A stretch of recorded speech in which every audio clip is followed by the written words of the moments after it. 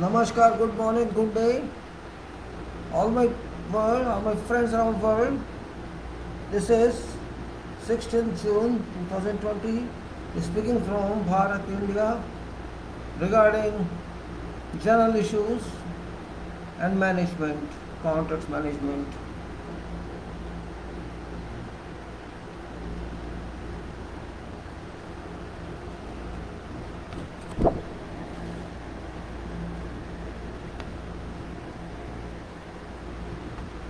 Institution of Engineers India, Bharat,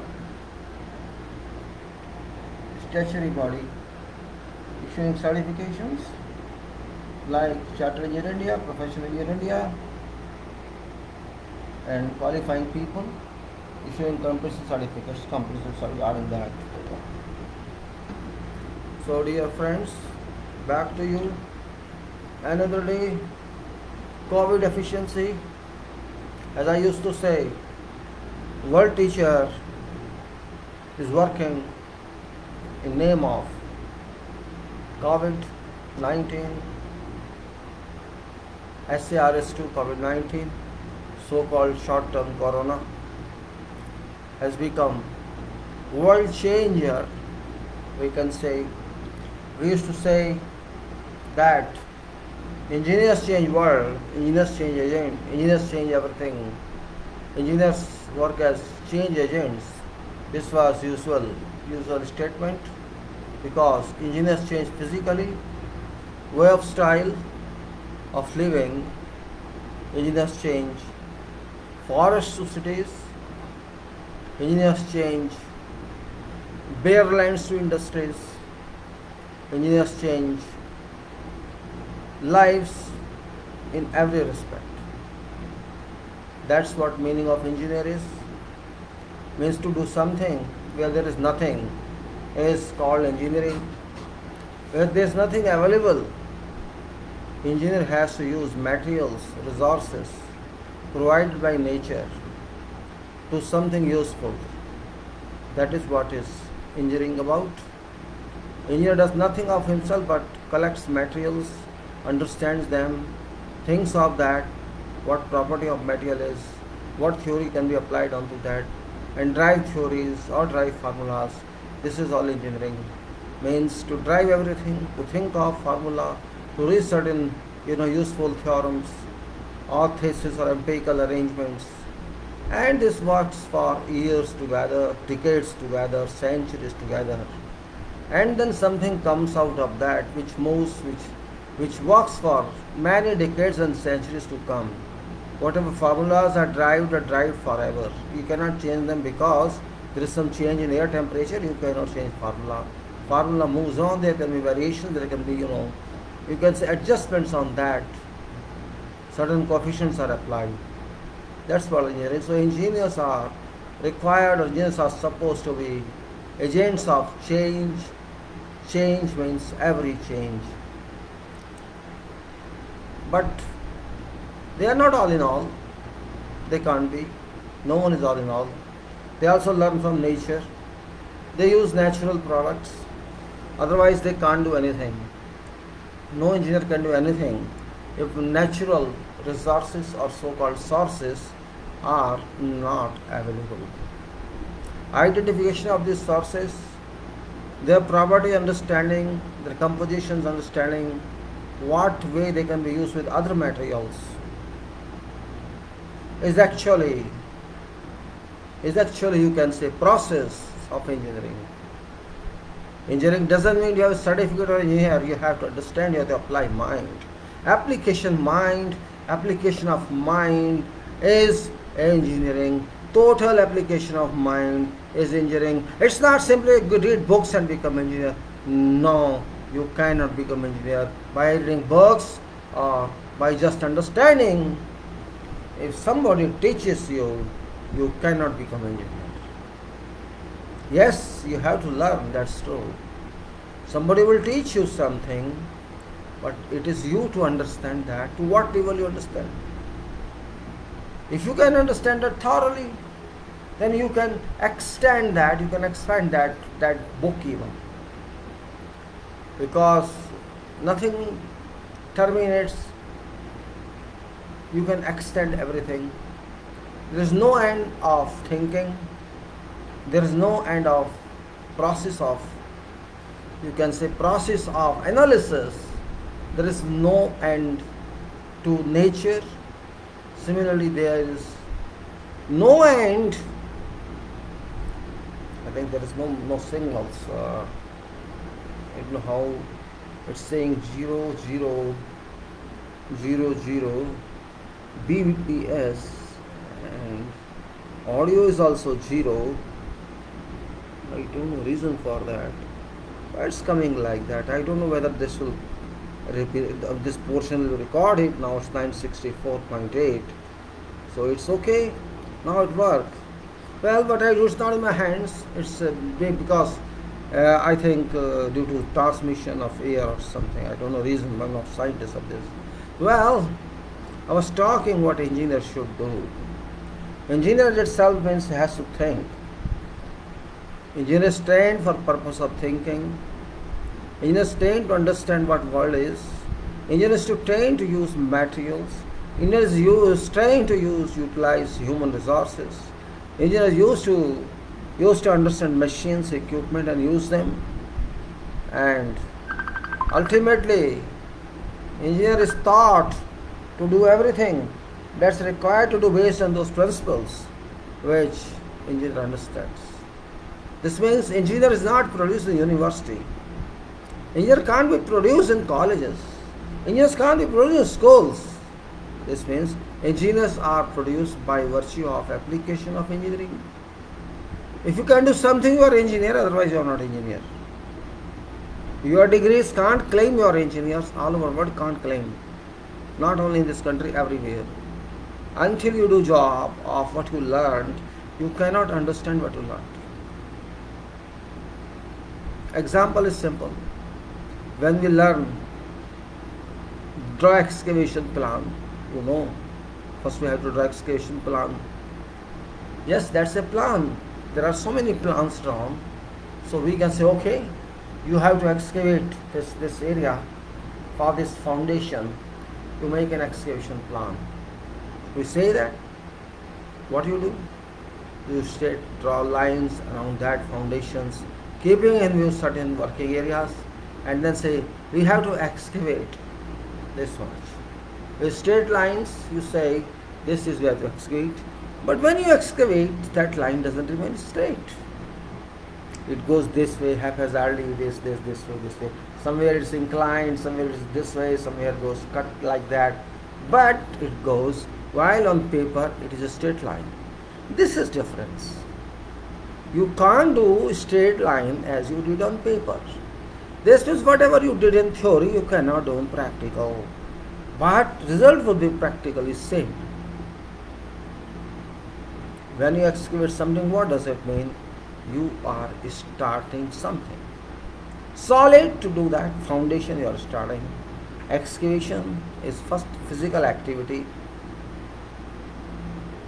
Even if you explore soil investigation, you explore soil properties, you have to do some excavation.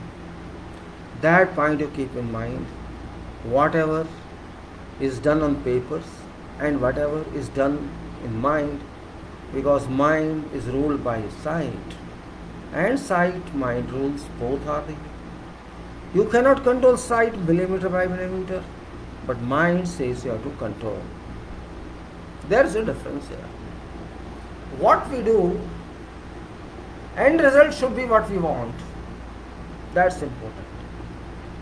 End result should be what we want. It should serve purpose for which it was designed and intended to serve purpose forever. Why I am telling you? I was talking of COVID. Yes, that's what I am saying. COVID-19 is also an engineer. Secret engineer, hidden engineer. It's not telling you clearly what it wants to do, what it's doing. Because it doesn't value you. COVID-19 is not going to report to you what it is doing. It is higher authority than you are. It's much higher authority that you are where you can't even identify it, but it knows everybody. That's the difference. You know your foundation, but here you know nothing, other party knows everything, and you don't know that other party. That is beauty of COVID-19. But it has done everything for you which you could not think of. In just one stump out has done everything for you. This world has been living for centuries, for millenniums, for unknown times. We could not change, but it has changed.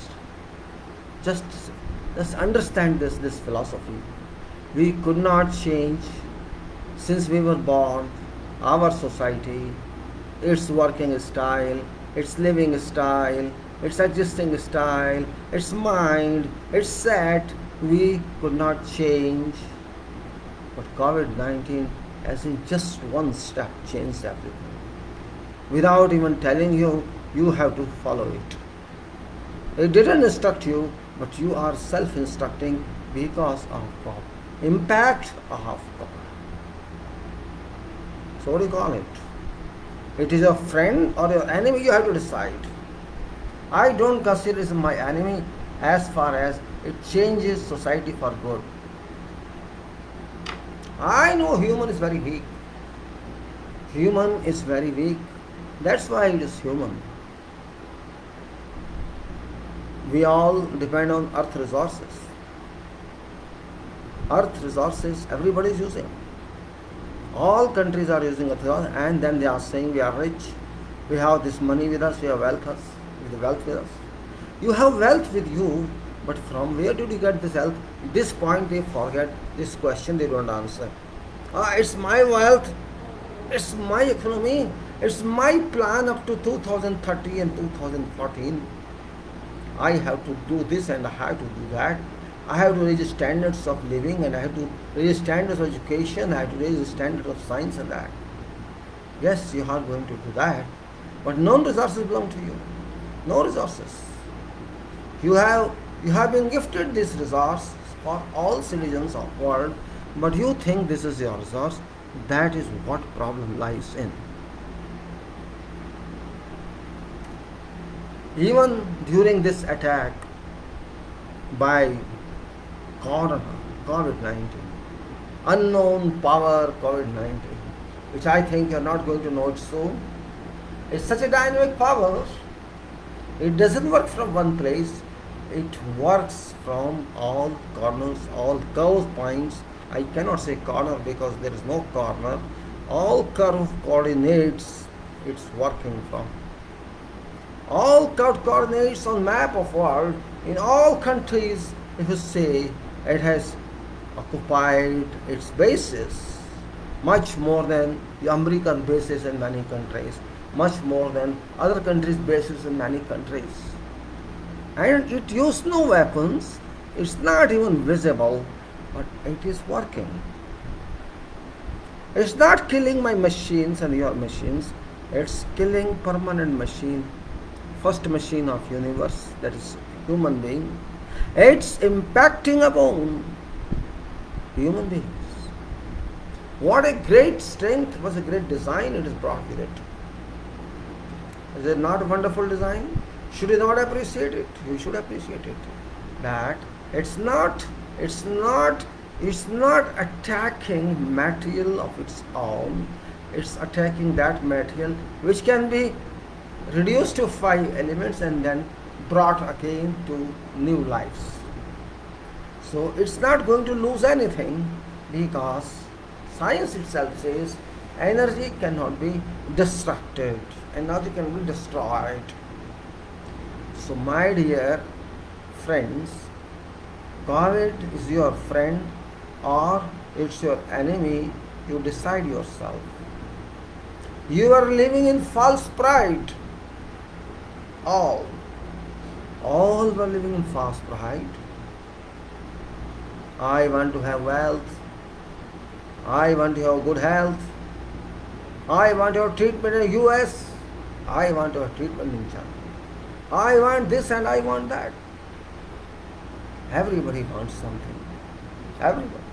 Those who have a lot of money, they want more money because they are hungry. Those who are too little money, they say, okay, let us live together, let us live daily, eat daily, earn daily, and eat daily. So, as much money you have, your demand is higher, and as small money you have, your demand is lower. So, which is better one? Both are living. Both do pass every day. One is having more money, and one is just sleeping without money. That is difference. This means even today, COVID has explained everything, yet we are having same disease of wealth, same disease. We are not worried of God, we are worried of economy, that's point. We are not worried of action of God. Where should we change ourselves? Where should we be oriented towards God? In which term, which way? We are only interested in money. Means such a teacher has come who taught you about this, that car is not everything, your house is not everything, your road is not everything, your public place is not everything. But we cannot understand this point. It is explaining to everybody, respect nature, live with nature, but no, we cannot, because we are human beings, and that too dirty human being. Dirty in a sense that we do not respect ourselves. We do not respect ourselves means we do not respect God, because we are product of God. If we do not respect ourselves, we condemn work of God. We talk a lot. Imaginary. We talk a lot. We have done this. We have achieved this technical development. We have achieved this technology. We have changed life. We have changed this. We have achieved this. But at end, we have to die. Can we change that? Can some scientist, some engineer change that? No, it cannot change that. So what you have achieved? You have achieved just a fiction. A fiction, imaginary fiction. Don't forget, where have you reached in technology? Where have you? You have reached to Jupiter or Mars, wherever you want to go. You have to take food, you have to breathe, and you have to maintain your body. You have to be a friend of sun, of nature, otherwise you can't survive. You use Internet of Things or 5G. You use whatever you want to use. You don't use your capacity. You depend on mechanical and electronic capacity. At end you have to die. This facility shall not help you. COVID-19 is telling same. Those who was very orthodox, very paradox in this world, oh, we have to do Kriya Karam on this day of this dead body. Where are those? Now, nobody is doing Kriya Karam of that. Nobody is doing something of that. But people are dying. This means God is telling you what you were doing was not required. What is required is this, serve me. That's what point it is. If we can understand this point, we can learn a lot. World is not what we think, world is that what God thinks. God's world, this is not my world or your world. I cannot do in my 60, 70, 80 years of life on this earth any drastic change. Those who used to think they are on this world, they also have gone, and not now, 4 times immemorial can say. Those who think that they are on this world, they have also gone. So COVID-19 is telling you, stay within your limits. Stay within your limits. Keep distance from human being. Have alliance with God. Keep off this body. but we would not understand. We would talk scientifically, and science is not responding. That's also a fact. Some country declares, "Oh, we have cleared COVID-19 from our country," but it comes back. It comes back. It comes back again. Means you have no right to declare that there is no COVID-19 because it's not in your control. You don't know about it. How can you say we have cleared it? You have only certain relative measurements, certain relative observations that you say you cleared it. But in fact, you do not know what it is. How can you clear it? There's a point. I usually watch many debates, or not debates, webinars. A lot of talk and talk and talk, irrelevant talk. We have done this, we are studying like this, we are conducting online seminars, we are online this, online education. Are we really doing education? When education is linked to value of knowledge, it's called education. When your training is linked to, recognition of what you know and application of what you know, it's called education. But if you don't want to apply, if you keep in mind what's my package after getting this education, you measure your value to package. This means you are value package. You are not value education. What can you do for this world is important, not package. Package is just a remuneration for something, but not prime requirement. There could be many people in this world who are not interested in money, but did everything for nature, for earth. What do you call them? Are they not human beings? Are they lesser qualified to you? That's the point. You can learn in 5 or 6 years post school something that you can measure yourself. Even after working for 30, 40, 50 years in field, you know nothing. That's also a point. I am not saying nothing means real thing. We know only that we have seen, but there is much behind that we do not know. For example, as an engineer, I design many foundations. I work on many projects. I do so much. I say, I have done that project in my life. How many projects is on that? I have achieved this. I have written books. I have done that. I have taught many people. Like that I can claim. But is that right claim? Yes, I have done foundation. Then what? Do I know about earth? What's below that? I can assume only. I cannot say. Even strength of that soil on which I site my building, that is relative. That is not actual.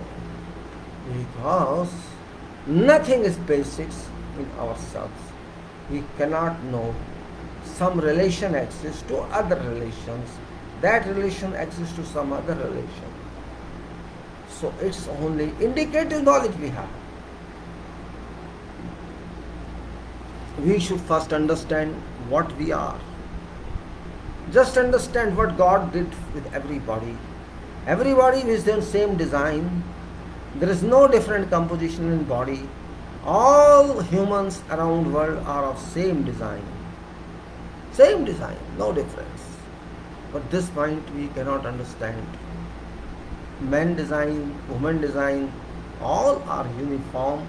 Only measurement is different, scale is different, some exposure to atmosphere is different, some colors are different, otherwise body is same. Body is a system, is same. So God believes in system uniformity. God proves that system uniformity. Are we systemized? That's the point here. Can we make system? That's point here. We can't make system. We can make system only when we understand what we require. We understand that what we require, only then we can make some system. And that's where point lies. We systemize something based on imagination and we follow that. God made a system of your body. Till now we could not understand that. And this is not today, it is since human was created.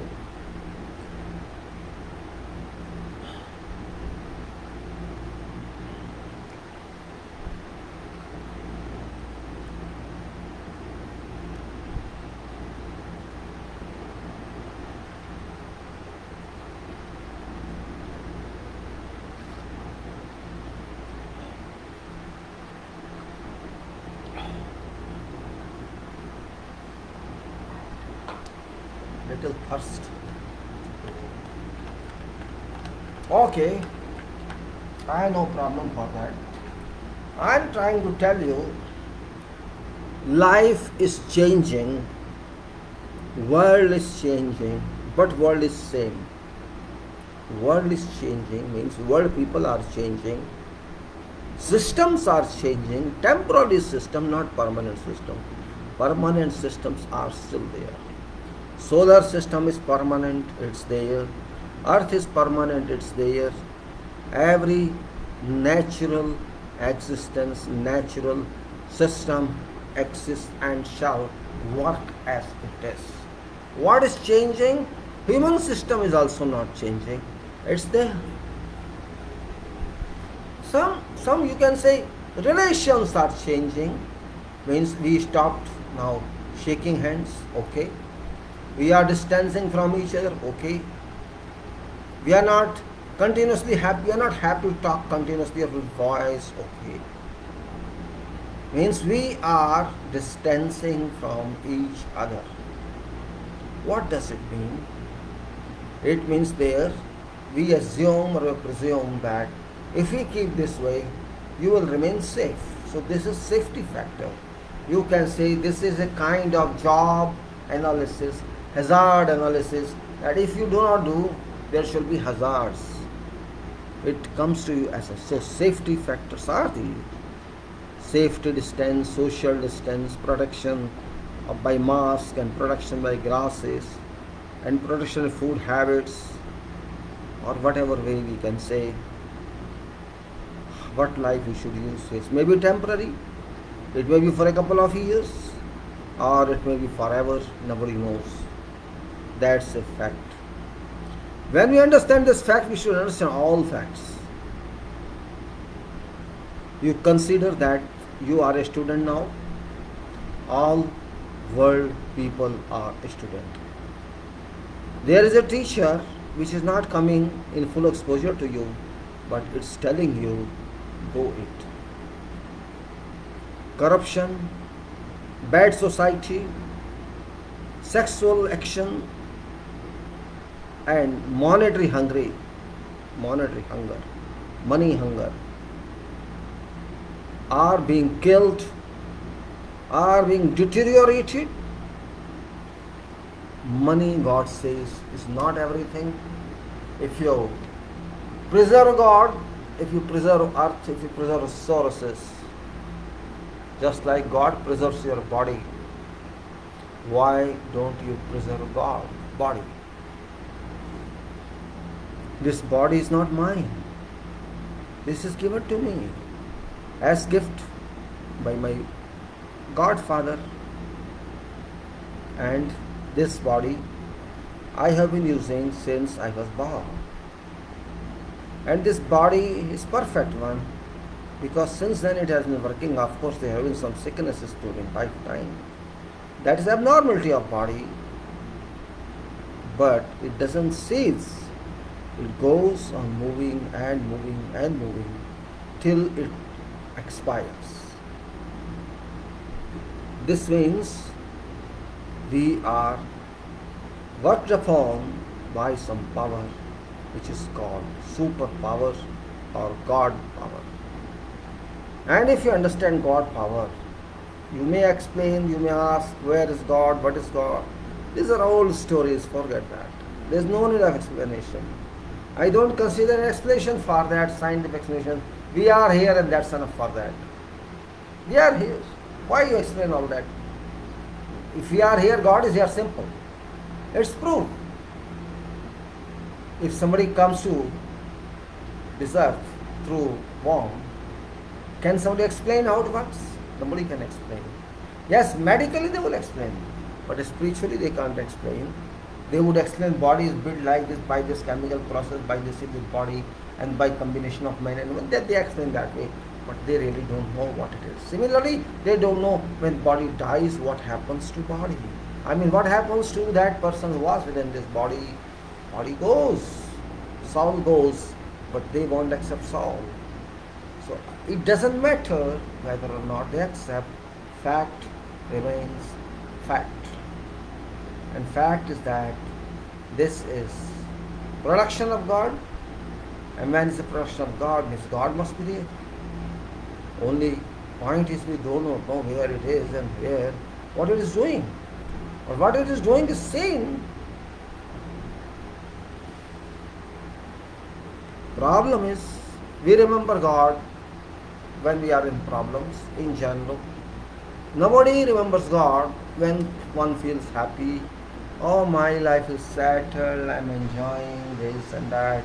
Then he goes to us entertainment, that person goes to a luxury life, that person goes to directionless work, because luxury life is not a requirement when you are on earth. Earth is made of stones, soil particles and dust.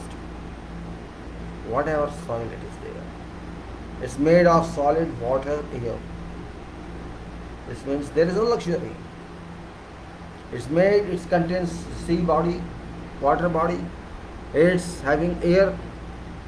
So it's not comfort. It's a chemical balance of your body. These natural agencies keep yourself intact, and you are used to that. You are used to a temperature that you can die. Suppose temperature is 100 degrees, can you live? Question is that. If say today temperature becomes 100 degrees Celsius, shall you survive? You can't survive. Now example 31 degrees now it is when I am talking to you. 31 degrees early morning, around 3, 4. It's bearable temperature. Because my body itself within inside is 37 degrees, so it's bearable. It's not a problem. But 100 degrees is bearable? That can raise a question mark. So why not? Why not? Science can't answer this. Because God has designed something for us, and that is a balance and equilibrium, permanent equilibrium. We are within that. That's what I say. Better surrender yourself. Don't think that you are power or you are a great country, whichever country I am talking to about. No one is great and no one is small. Countries are countries and earth is one. Earth is one, not number of countries. And humanity is one. All are same family members. This point we must understand.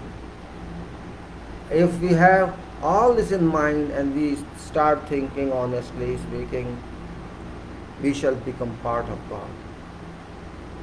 We are not become part of God because we have gone against God's principles. We are against what power wants. We are our own hunger within the same period on which we are on earth. We have pride that I am this citizen, I am that citizen. There is always a problem.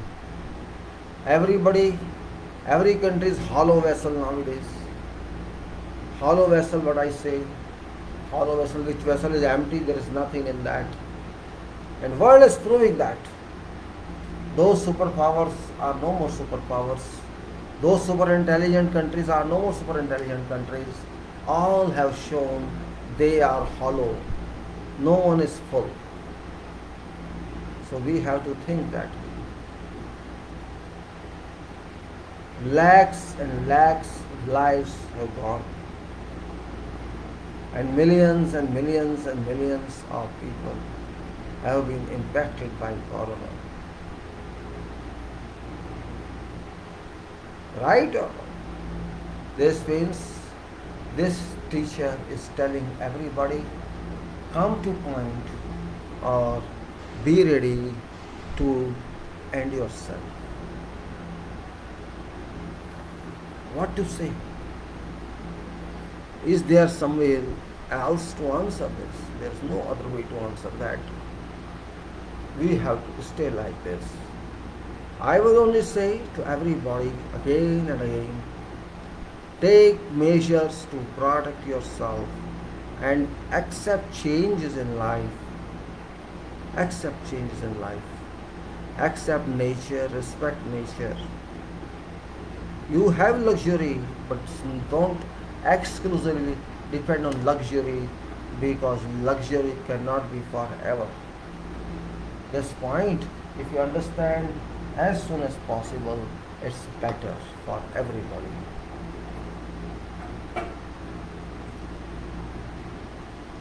Every day there is increase in deaths, in infections.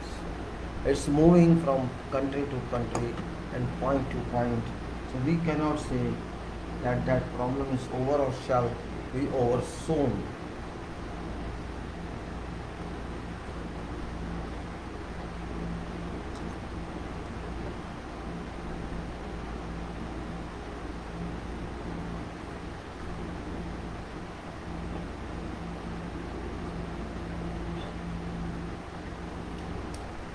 Now,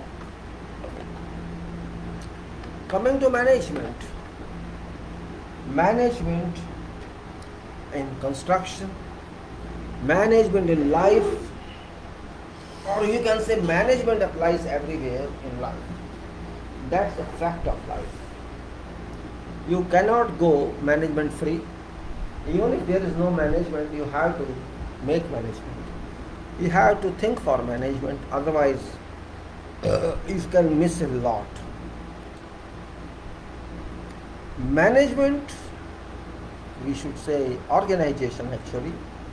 Again I say management, I make mistake. I don't consider that management. Now I'm going to talk of concrete, and that is section 5 of Qatar specifications, as I was already talking to you now.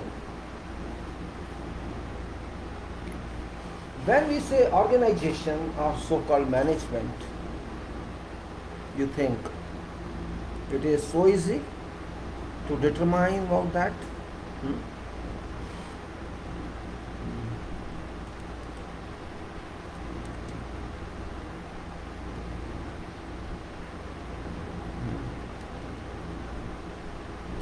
Now this is concrete again. Here I was in that bins and way batches and batching tolerances.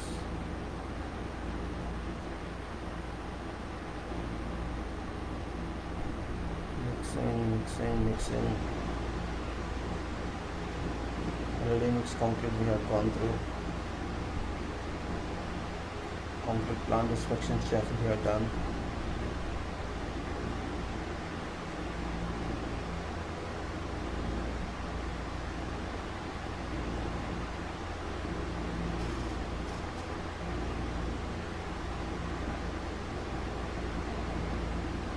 Yes, concrete transportation we are talking of.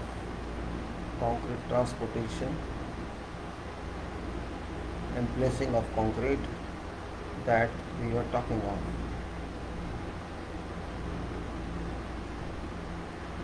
Transportation. Page 80 it was. Alright, now we are going to talk about concrete. But I continue my general talk. So what I am talking is something about engineering actually, management, or you can say performance, or you can say, organization. It's something very different.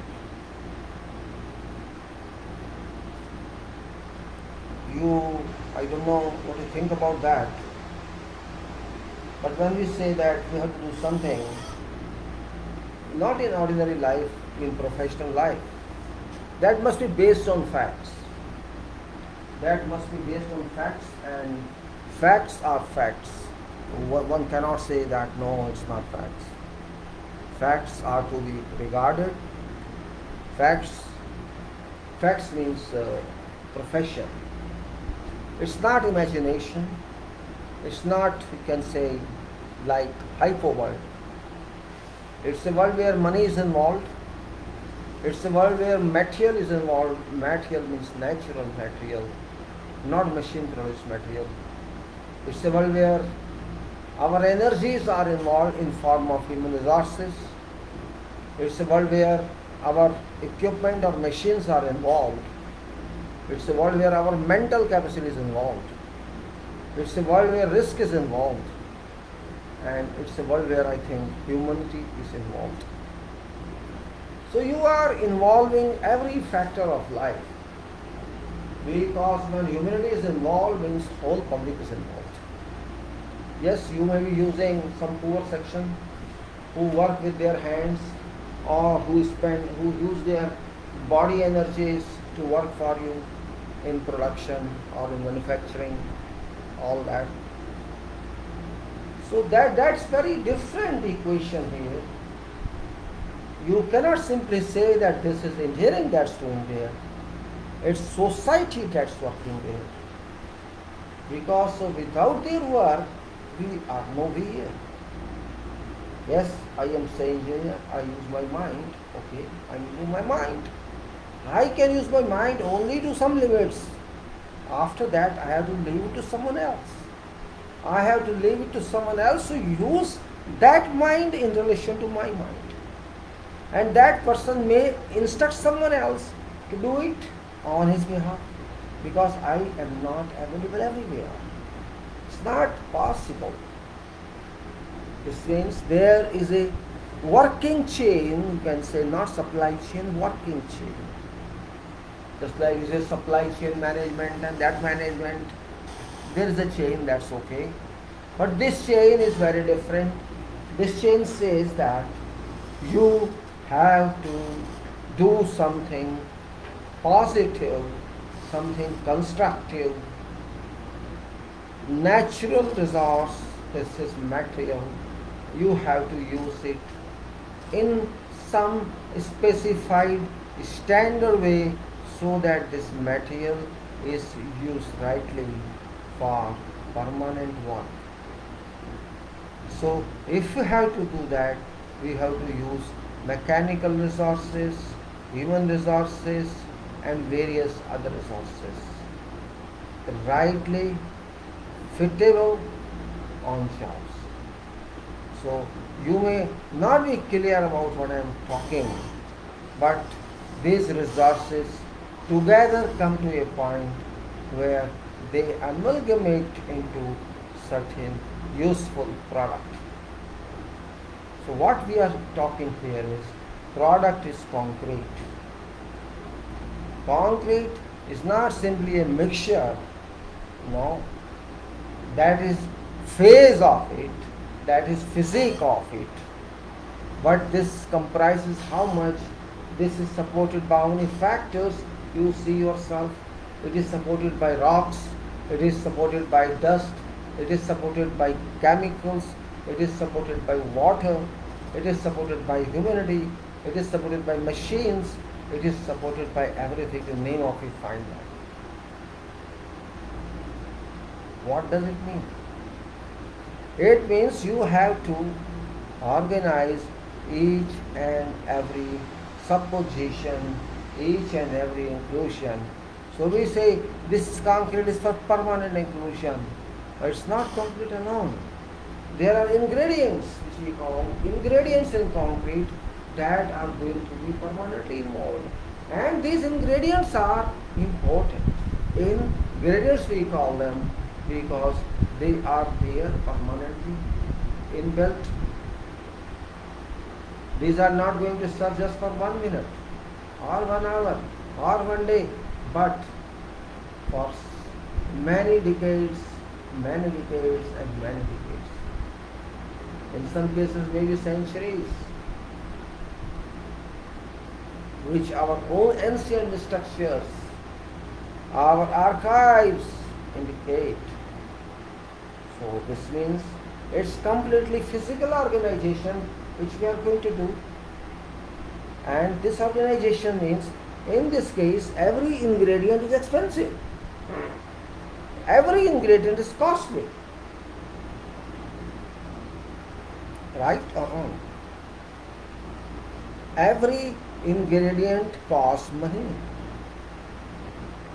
This means engineers who organizes or whosoever organizes this material, this product, must have knowledge of all such items. It's not just on site you have to stand and do concrete. There is big behind idea that way. When there were no batching plants or no concrete mixers, people used to work that way also. So it's only time that has brought these supports for us to work on. So this organization is completely different. It's not simple organization, it is very complicated organization where direct result is not known. What we produce is not guaranteed. Only guarantee is reference. Only guarantee is relation to strength, relation to deterioration, relations to distressing of concrete, relations to its plastic wastage of concrete, relation to its ultimate collapse. That way we measure it. Why I am talking the theory is because we measure it that way, we relate it that way. You cannot say that concrete can break in one day and come down. It's not that. If it does that, then you did nothing in that. You didn't understand this material, install that. Concrete word itself means something solid. So when we talk of concrete, we talk of a lot. Because nowadays world is not simple concrete, but both projects are based on concrete. All projects are based on concrete. And concrete is therefore very important material. And its organizers must be more important, more responsive.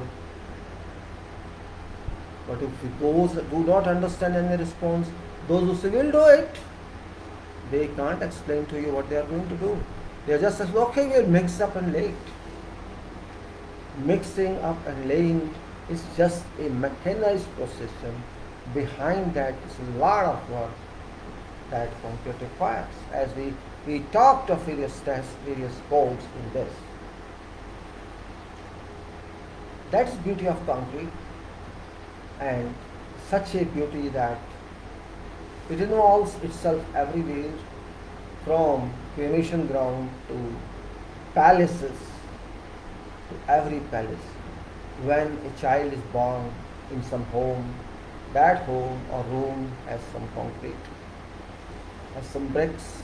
So important is concrete because concrete covers your area. Concrete makes something ready for you so that you can stay in that, reside in that. We have to think not simply concrete. We have to think its rationality, its social requirements, its basic requirement. This means without concrete, we are not engineers. Even if you are mechanical engineer, you can't be mechanical engineer if you don't use concrete. You have to provide a machine, but you have to provide foundation for that. You have to provide a chiller or a package unit, but you have to provide a foundation for that. Air handling foundation for that. You have to make a power station, but you have to make infrastructure of that. So you need concrete. You need railway line, you need a concrete sleeper below that. You need a ground below that. You have to need a ground that can bear machine load or railway load, train load and vibrations. You need that kind of base. When you construct a building, you need that kind of base. So if you analyze that way, if you consider that way, everywhere concrete is used. Just like steel is used. Just like human resources are used, just like machines are used. So we cannot keep in isolation. truly speaking, frankly speaking, we are part of that game, which is a game of production, game of industry, but no industry can isolate itself. We have to think like that. We have to evaluate ourselves first. What we do. Yes, you may say engineering doesn't make any money, it doesn't give you any money. That's okay. That is another part of the story. But first part is, can you go without concrete or without some equally important material like steel? We can't go. It's same thing. Can you go without food or wheat grains to live?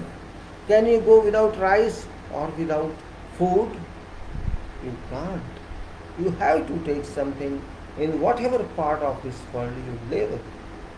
Culture may be different, habits may be different, food style may be different, but everybody consumes something. That point we have to see. Engineering means a fact, a permanent fact. And when something is factual for permanent existence, it should be that much strong, that much solid, that much durable. Otherwise, it cannot stay for permanence.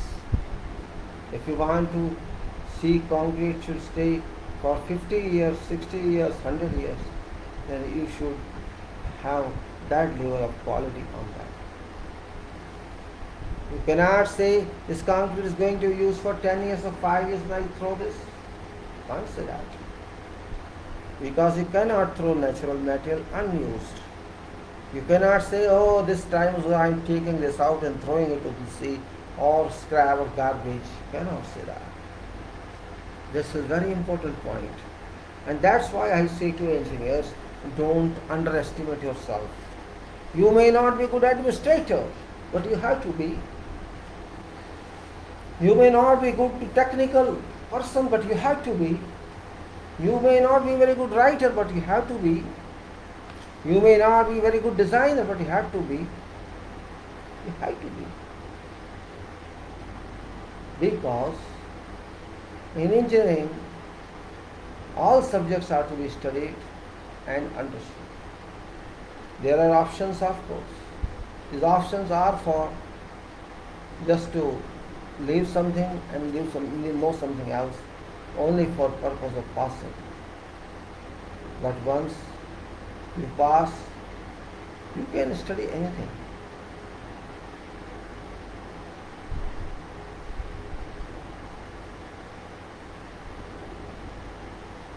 You can study everything.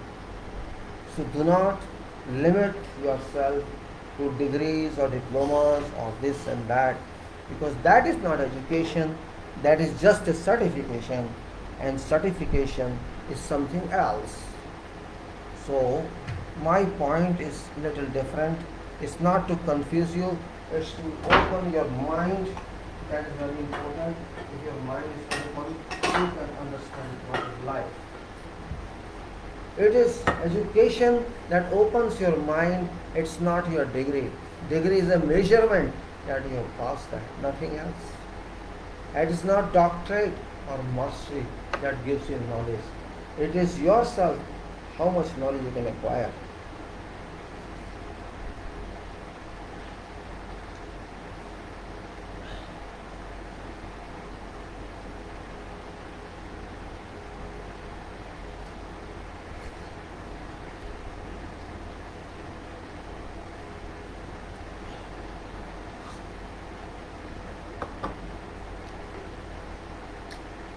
Had education been everything, means education means passing diploma or then degree and masters or doctorate. If education had been everything that could give you impact, then masters and doctorates who are in engineering, they should have been much better site engineers. But no, they are not there. They don't work in fields. So what they work for then? They say we work in research. They say we work in professorship. Professorship. If you have not learned practical engineering, what sort of lecture shall you give? What sort of explanation shall you provide to the student? If you have never worked in field, ultimately it is field where engineers is required. Does being being masters or doctor come in a way not to work on sites on that basis? Does that degree tell you don't go to site? It never tells you. It tells you do better.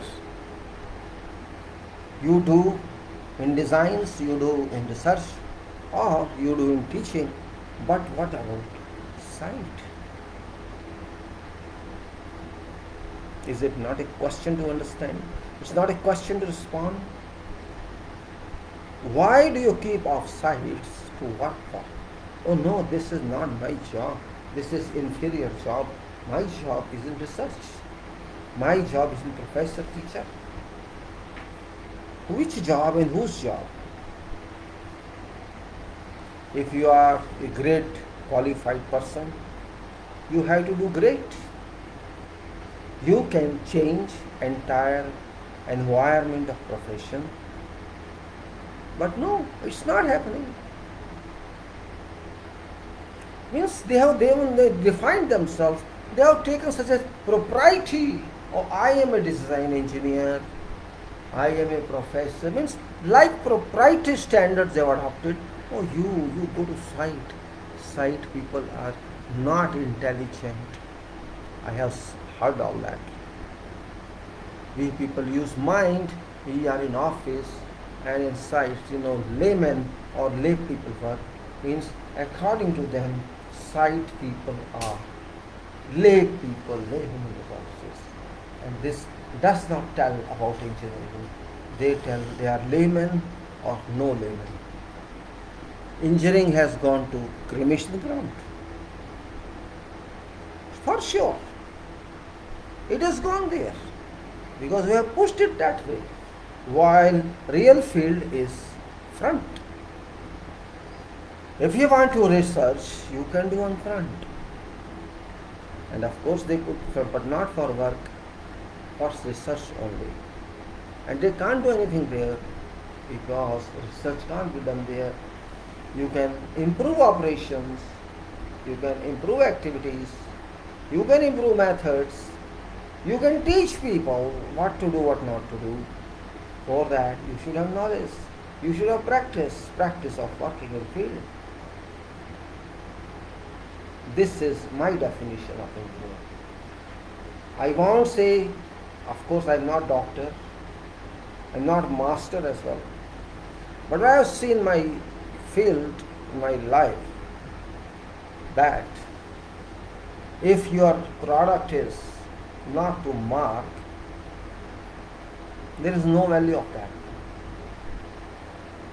You might have designed excellently. You might have designed something very excellent. But if it's not done that way, if person who is doing this is not forced to do its way, there is no use of design. No use of design. Because you are not working on design, you are working in an ordinary way which is far from design. So design, whatever was done by intellectuals, by professors or by those educated PhD, that design doesn't mean anything.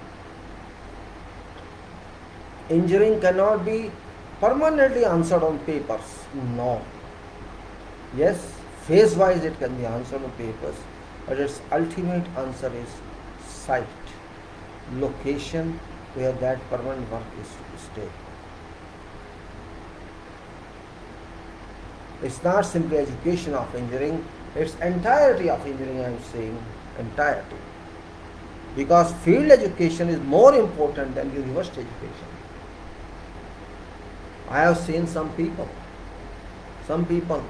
from Arab countries like Lebanon, like some other country, Arab country like Syria, or like many countries. I work with them. I know these people. Those people do not know ABCD of English. Those people, they know nothing about that. But when they work on projects, they say, I eat bridges, I eat roads, I eat buildings. The expression is that, what you are talking of, bridges? I can eat bridge. Means I have so much knowledge. I can eat bridge and chew it. He has so much knowledge. He independently can construct a bridge or a flyover. People are here by their knowledge that acquires from their parents or from family members or siblings. They can do much better than engineers do in practicality, because they learn on expert companies, those companies which are professional. They work for them and they one project, another project, and they can move on project to project and learn it. That's what I'm saying. Learning is very important. Learning in field on activities means you are a better and better and better engineer. Forget what you learned in university, because that is only for examination purpose. And if after that, after passing examination, you spend on same book of your mind, you will be studying as is your intellectual, or you lost that control. This is my point of view to explain to you. Do not underestimate yourself. I have seen such foremen, supervisors who are very good in their work. They need only improvement, which we are not providing. You have to be in close contact with them. They are after human beings. They are your support. You cannot keep distance from them. And if you keep distance from them, you keep distance from yourself. They will manage, they will organize, but in the wrong way, not in your way. And if you're with them, you tell them what to do. I give method statement. I feel that maybe they can't understand. Then I go personally to them and tell them, do you understand that? And if they say, no, I will do this way. And I find his way is also no different than my way. Okay, you do that way. I don't stand on my way. I am telling you do this. If I think that that person is also right, it's going to achieve results, of course, in a different way. As per results, I don't stop that. Okay, if you successfully do it, fine, no problem. So I can say, I can change my method statement or explain to him how to do it. And remember, method statement is very important. It doesn't mean that these people don't know method statement. They know it, but they can't understand facts of methods. Method statement is not a statement alone. It is a thought generated in mind by working overseas, by working in many countries. You know their systems are the same. Only here, if you see our houses, you will find different accesses and different type of guests we have. So we accordingly deal with them. But when you are free moved, you are in forest alone, you can have different flowers. So my procedure, my organization is not exactly what you are thinking. I would say, do not think much. Think limited. Think limited as far as profession is concerned, but think unlimited as far as where you are not getting payment from. So I would not say that you can't do that. Do it perfectly. You are ultimately spending money on everything, but only problem is procedure is defied, nothing else. Well, procedure is defied means quality is defied, safety is defied, and result is defied. And you are happy also that you are getting back my 14 or says what is this 175.4%. Yes, 70.5. It defies only 3 of 9 like that. Yes, in Syria.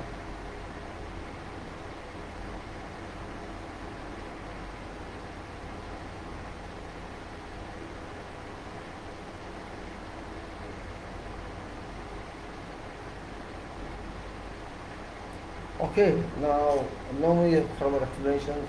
I'm going to talk about my concrete, which is very important specification. This is specification I want to stress upon, and then I'll move the general specifications after concrete. Not today. Today I'll continue FIDIC, but what I am saying is I have also 2010 specifications from Qatar. This is also a long document.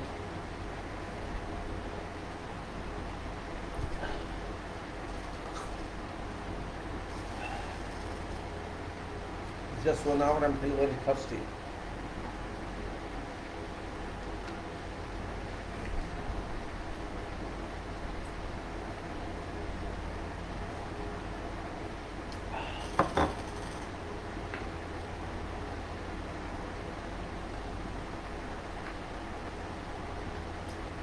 When I say that I have the 2010 Qatar's document specifications, well, it's now 2017. But when I go to script.com, I can't download that file. I also tried to download 2010 specific file because only major change I think is on concrete.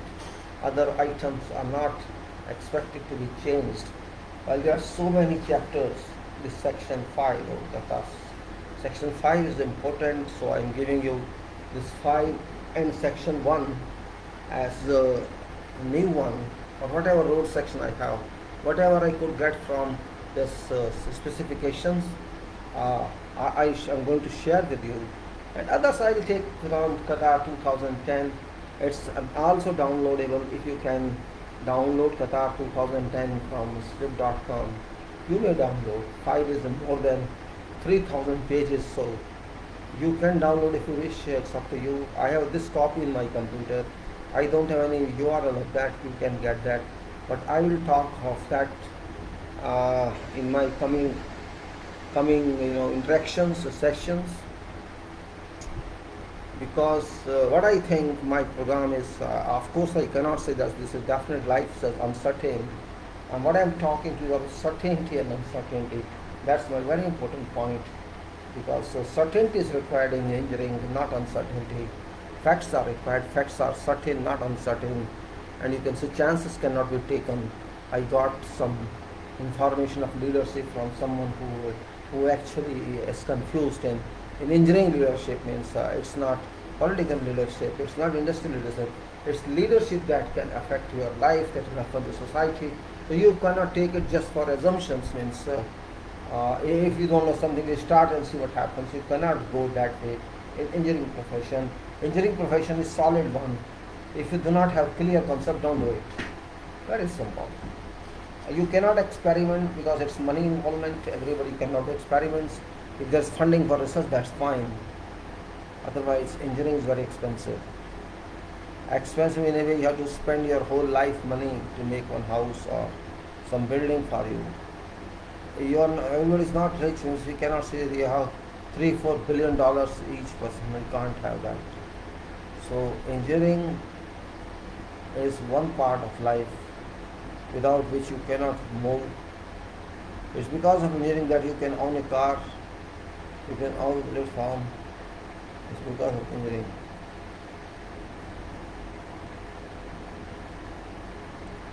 So what I'm saying is, I'll try to share with you section 1 of QNBS, Qatar's respects, general, and of course this concrete I'm doing, and I will take Qatar CQCS 10 2010 other than concrete and this general will take up issues in a previous 2015, because from 15 onwards ISO 9001 applies. ISO 9001 also could not describe what criticism you had with section 5.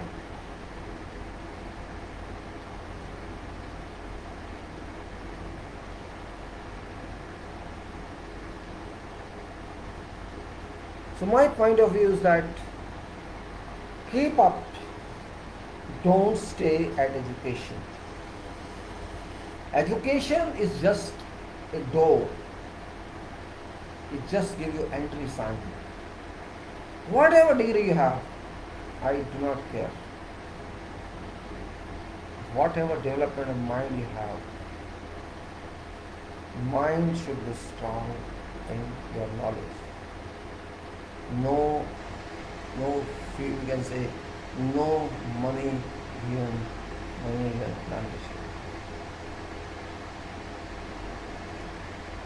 Engineering is not so easy as you think. Yes, it's rough. It doesn't look like as if you are a diplomatic person. It doesn't look like that you are an ordinary person. It looks like that you are a mad person, to be very frank. Engineer should be mad. Mad doesn't mean you kick others or kill others. It means you have to be mad in your profession. Because profession makes you that. You become mad. No social life. No friendship. Now it's online, at least you can write something. You can make friendship, but that's also, Hawk's friendship. Your real friendship is nowhere, because you need match of opinion for some friendship.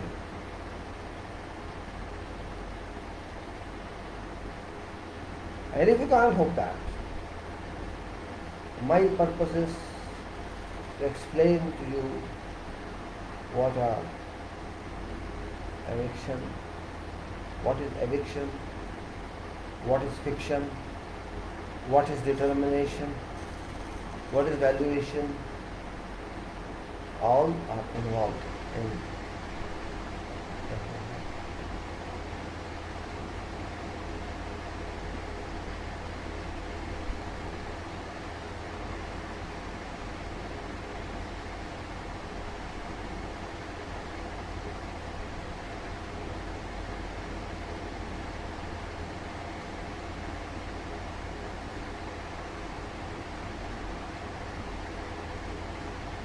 Okay, now just beating about pushes no meaning. I tried to explain to you, don't underestimate yourself, but estimate yourself rightly. For that you have to add work to your job. Don't expect even that you want it, there's no such operation in that side.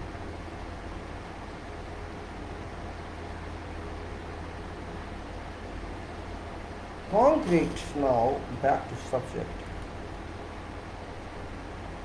I was talking about transportation of concrete. Transportation. What does this mean?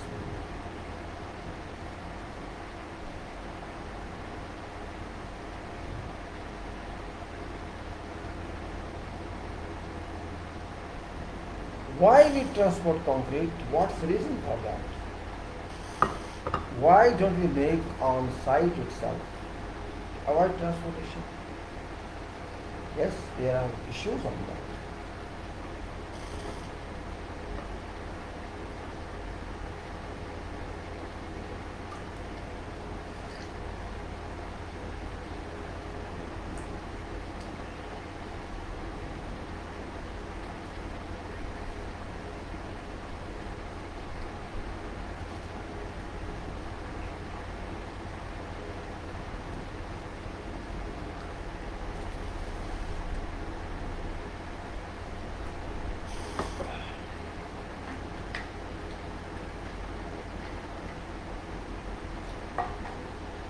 When we transport concrete, Just think of how much quantity that is in one truck, which you can't imagine that you can do on site immediately. Let us say one truck contains 9 cubic meter, approximately 9 cubic meter. 1 cubic meter, let us say it is 400, I assume 400 kilogram per cubic meter. 400 kilogram per cubic meter, that is cement. If it is 9, this means 3600 kilogram cement in that truck. 3600. This is 9 cubic meter, I am saying. So 1 cubic meter is say 400. So 9 cubic meter is 3600 kilogram. So that truck contains that much cement. That much cement it contains. Accordingly, it would contain aggregates and dust or sand, and similarly water content. So you cannot say this is an ordinary material. And moreover, this material is going to set soon. It may start setting in 30 minutes and won't take much to finally set. I can say a little later it will set. So there is a risk involved in this. Risk of what kind? That while traveling after unloading from batching plant or center mixing plant, it takes say about 40 minutes, 1 hour to reach your site. Means enough time has gone, enough time of its setting has gone. And if you do not receive this material efficiently, promptly, and that too supported on its tests like slump test or whatever test, air volume test or temperature test, you provide clearance for this truck. And maybe previous truck, this truck was busy, you may have to move it to that location.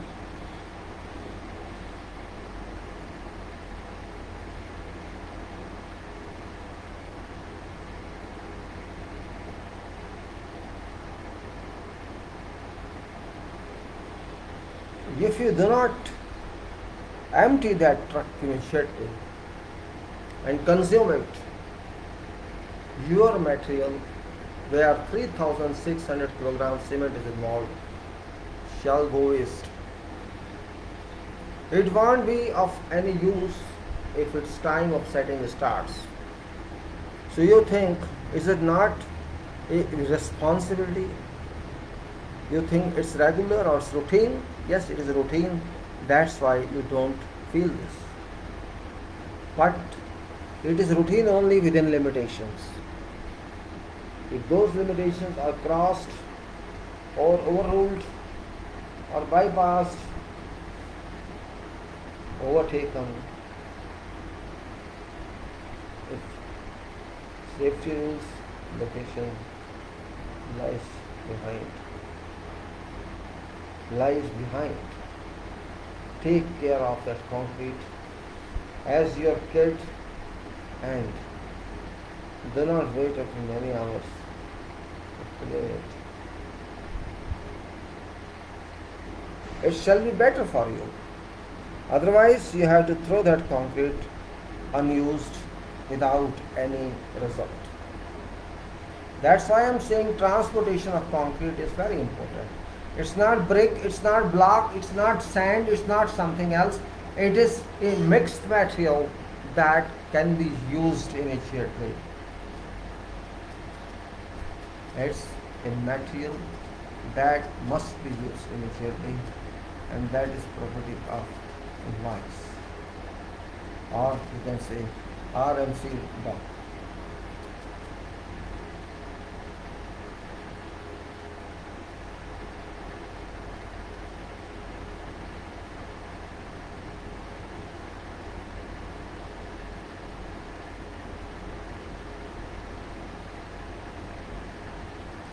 So what we say, frankly speaking, I'm talking like a person, I'm talking like a professor.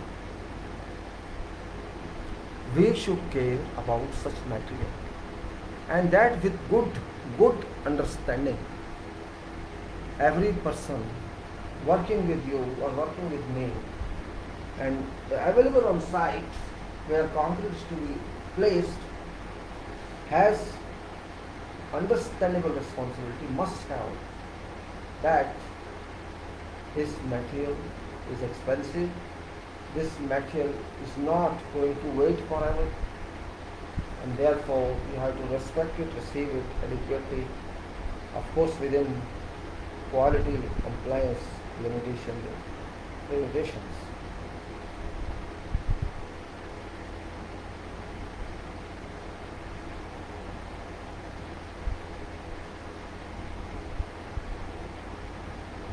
So transportation is very important because there may be sometimes 1 hour route, sometimes half an hour route. We have to keep route minimum. We have to find that access way to our sites. And even if some other rules are required to be followed, we must take permission from those authorities which are not directly involved in such cases. So we say transportation, delivery, and handling shall be in accordance with requirement of BS 8500. That is requirement. That's okay. Then, and BS EN 2061. This is our statement of general transportation.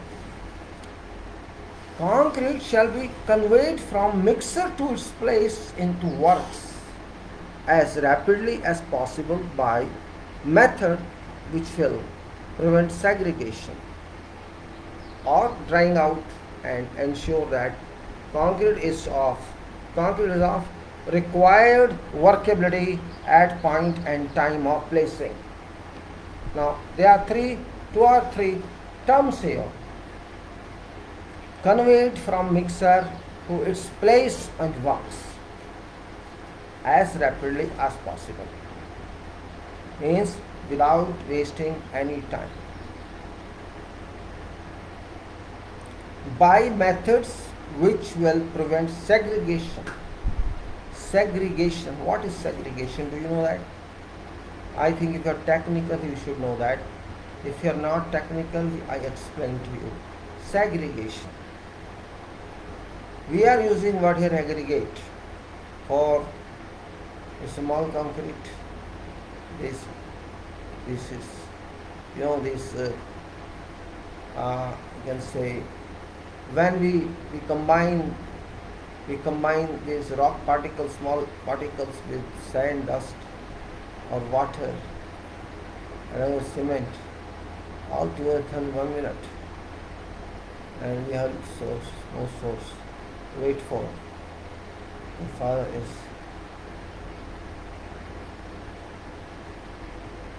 that segregation is opposite power of concrete. When the cement combines aggregates, coarse aggregate, fine aggregates with water, they are mixed up. They are called mixed up. A concrete cohesive mix, a mix that is together with all its ingredient particles, means aggregates are together, though these are different aggregates. Cement is there, it's together, and of course water keeps them wet for binding purpose, and others like covers of roof, shape of roofs, all those are different. So this segregation must be avoided. It says those two combined particles which are in relation to each other because of cement and because of water, those should not be separated. Those should not be separated. If they are separated, means function is over. Because they were separated before mixing, so they are again separated. So there is no meaning of those particles. So they were there before, so they are there again. Only they are wet, not dry. Or then drying out and ensure that Concrete is of required workability. Workability point is coming here. Ensure that concrete is of required workability and it's not dried out at point and time of placing. This means you first have promptly or rapidly you have to transport. Second is no segregation or no separation of dust particles or sand particles from other particles, and segregation has to be avoided between all particles. Maybe you say 250 or 300 like this.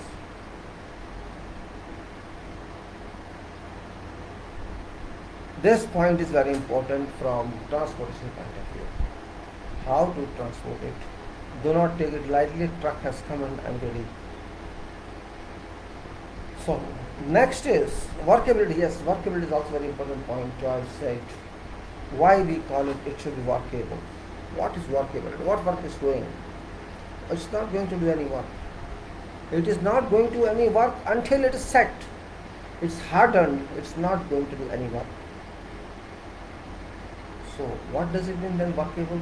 It's not going to do any work, but it's going to be filled in those shuttering or molds we prepare for this, and therefore it should be workable for purpose of molding, for purpose of taking shape into that mold of formwork. Whatever shape we define, it should take that one comfortably without any error, without opening of sides or forms, or without changing dimensions, and of course it should be solidified or compacted, and that compaction should be finally binding forever.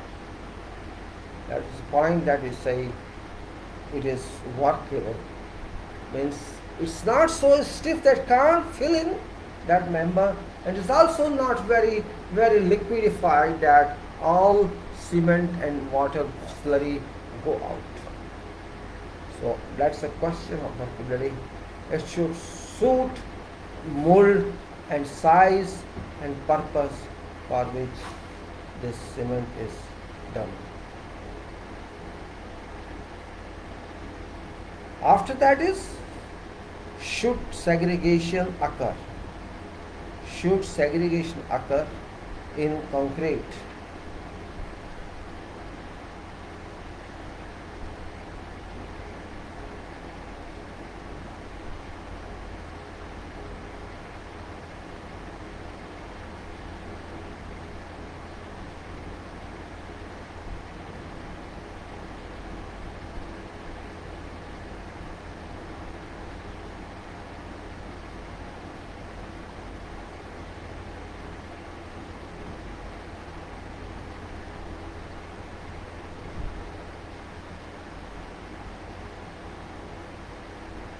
Okay, then its point is, should segregation occur in concrete, then material shall be remixed to satisfaction of engineer or discarded.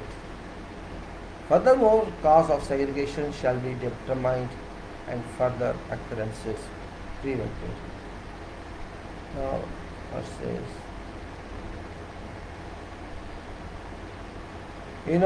If segregation occurs, you understand segregation occurs, then you have to remix it. I mean to say, mix in same drum on which is bringing it, and if it's not able to do that, then you have to reject it, because due to segregation your slump will not work. And if it's not possible, then you can say you have to discover cause and determine what happened and how to take measures for further work. Otherwise, you of course have to discard it if it is not duly mixed again. So segregation is the opposite property of concrete. This means you have no uniformity in concrete, and whatever you work under your compulsion of house, it won't take complete shape. Then contractor shall contractor shall ensure that time between placing of different lifts or layers of concrete is short enough to prevent formation of cold joints. Again, I mean, very important point. I always state about this. Concrete shall ensure that contractors shall ensure that time between placing of different lifts of or layers of concrete is short enough to prevent formation of cold joints.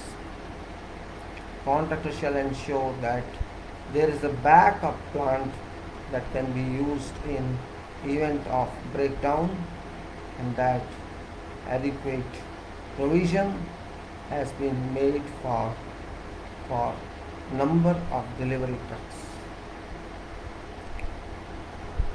Do you understand this?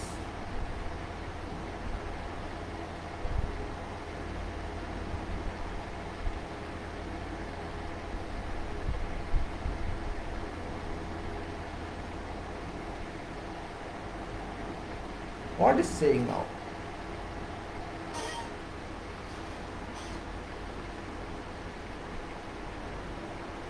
Read word by word, you understand. Contractors shall ensure. When I say contractor, it means you are here as contractor. Doesn't matter contractor there means you represent contractor or yourself are contractor being an engineer. So contractor shall ensure that time between placing of different rent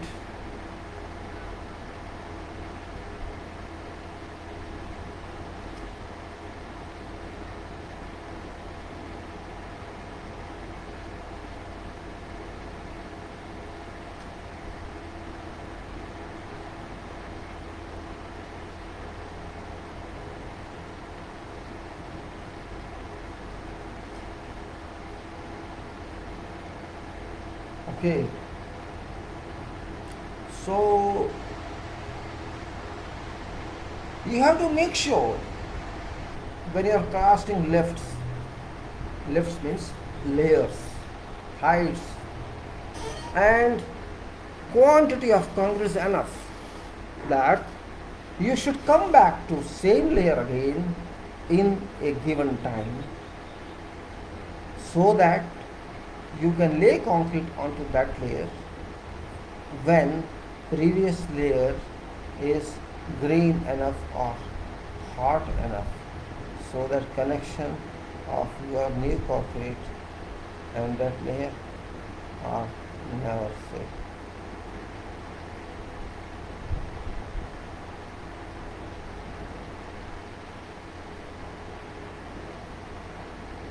Means what cold joint is, that's a point. Means let us say you lay one layer of concrete and forget you are doing work further and say it is more than 1 hour, or let us say more than 1 hour, where initial time set has been over.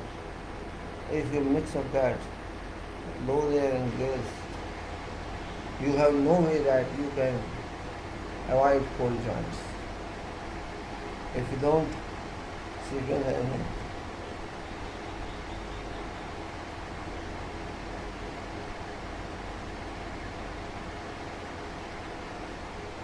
so that's point of means cold joint storage, prevention of cold joint. So ensure that there's a backup plant that can be used to in event of breakdown, and that backup should be there.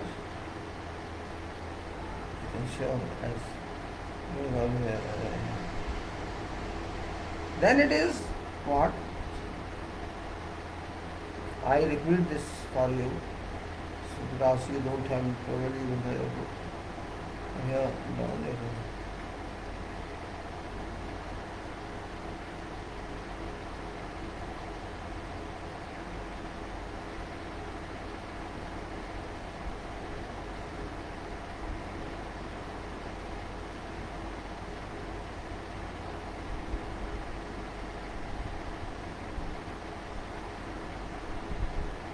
Alright then, concrete shall be transported to site in an approved type of truck, mixer or agitator, which apart from cab and chassis shall be painted white and kept clean all times. Discharge chutes and other dirty areas shall be washed down after delivery to prevent spillage of road. This is also very important point. It is saying contractor shall ensure concrete shall be transported to site in approved type of truck, mixer or agitator truck, which apart from cab and chassis shall be painted white and kept clean all times, and discharge chute and other dirty areas shall be washed down after delivery to prevent spillage on roads. So no spillage on road. It should be white painted every whole truck, you can say. Now, if a truck mixer is or a truck body, if a truck mixer or truck body with an agitator is used for centrally mixed concrete, limit volume of concrete charged into that truck to 80% of drum or truck volume per ASTM C94 and NRMCA requirement 80%. And because of rotating that requirements, if shrink mixing is approved by engineer, then limit the volume of concrete charged into truck to 63% of drum volume. So there are two specifications here. This is very important to understand, because understanding is very important why it is like that. What it says, let us repeat. These are practical points that you may not get in the books. These are practical points that reflect what people think about.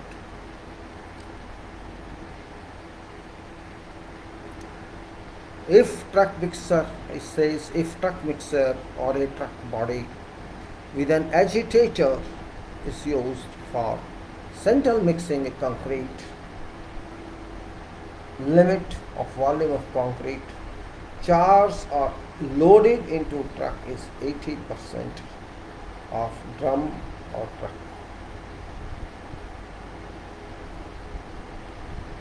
Volume 80% of drum or truck volume ASTM. Volume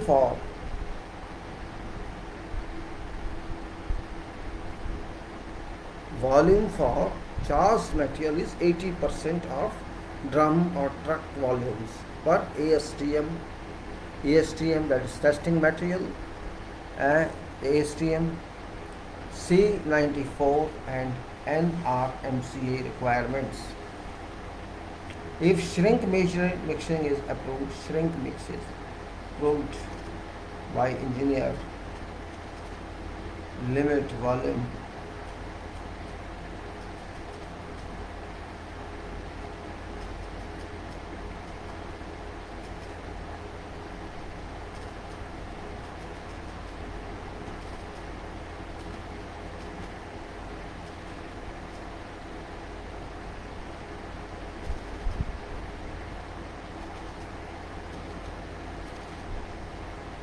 So 80% and 63% are percentages to be filled in.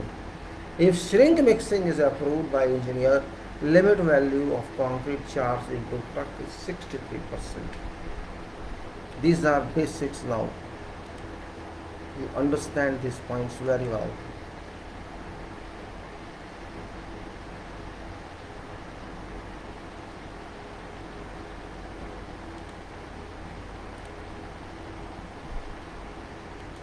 Then, what is next point? All trucks shall be rotated 30 revolutions at mixing speed. All trucks shall be rotated 30 revolutions at mixing speed before discharging concrete to assure uniformity.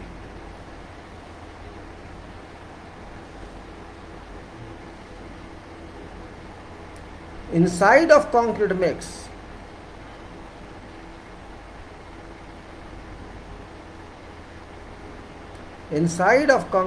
trucks shall be inspected periodically and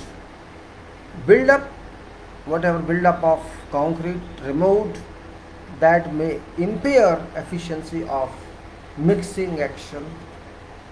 All trucks shall be NRMCA certified or whatever equivalent certification.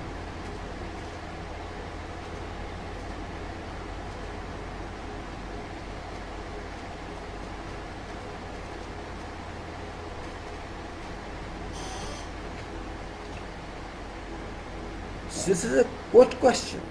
Inside of concrete mixed truck shall be inspected periodically and whatever build-up of concrete removed from there that may impair efficiency of mixing action.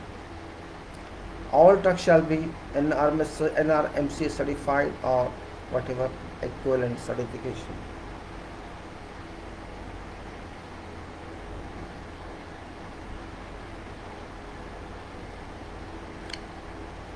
Now, discharge of concrete shall be completed within 90 minutes before drum has revolved 300 revolutions.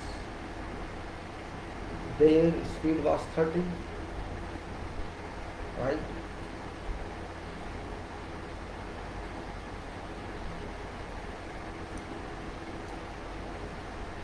Try to understand what it's saying. It's very practical point, actually never noticed on site, but it's given in specifications. People never note this point. Sometimes they keep on revolving for hours together.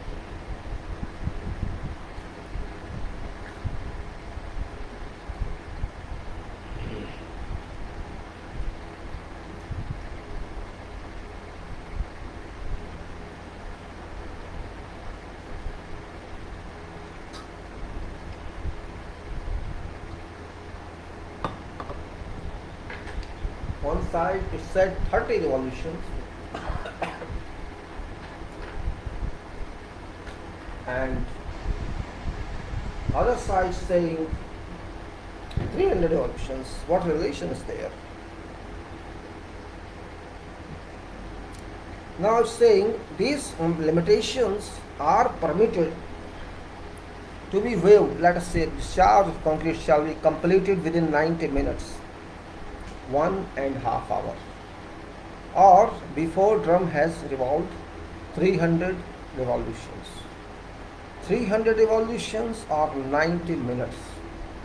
This means, let us say 300 revolutions in 90 minutes, or we can say in 9 minutes 10 revolutions.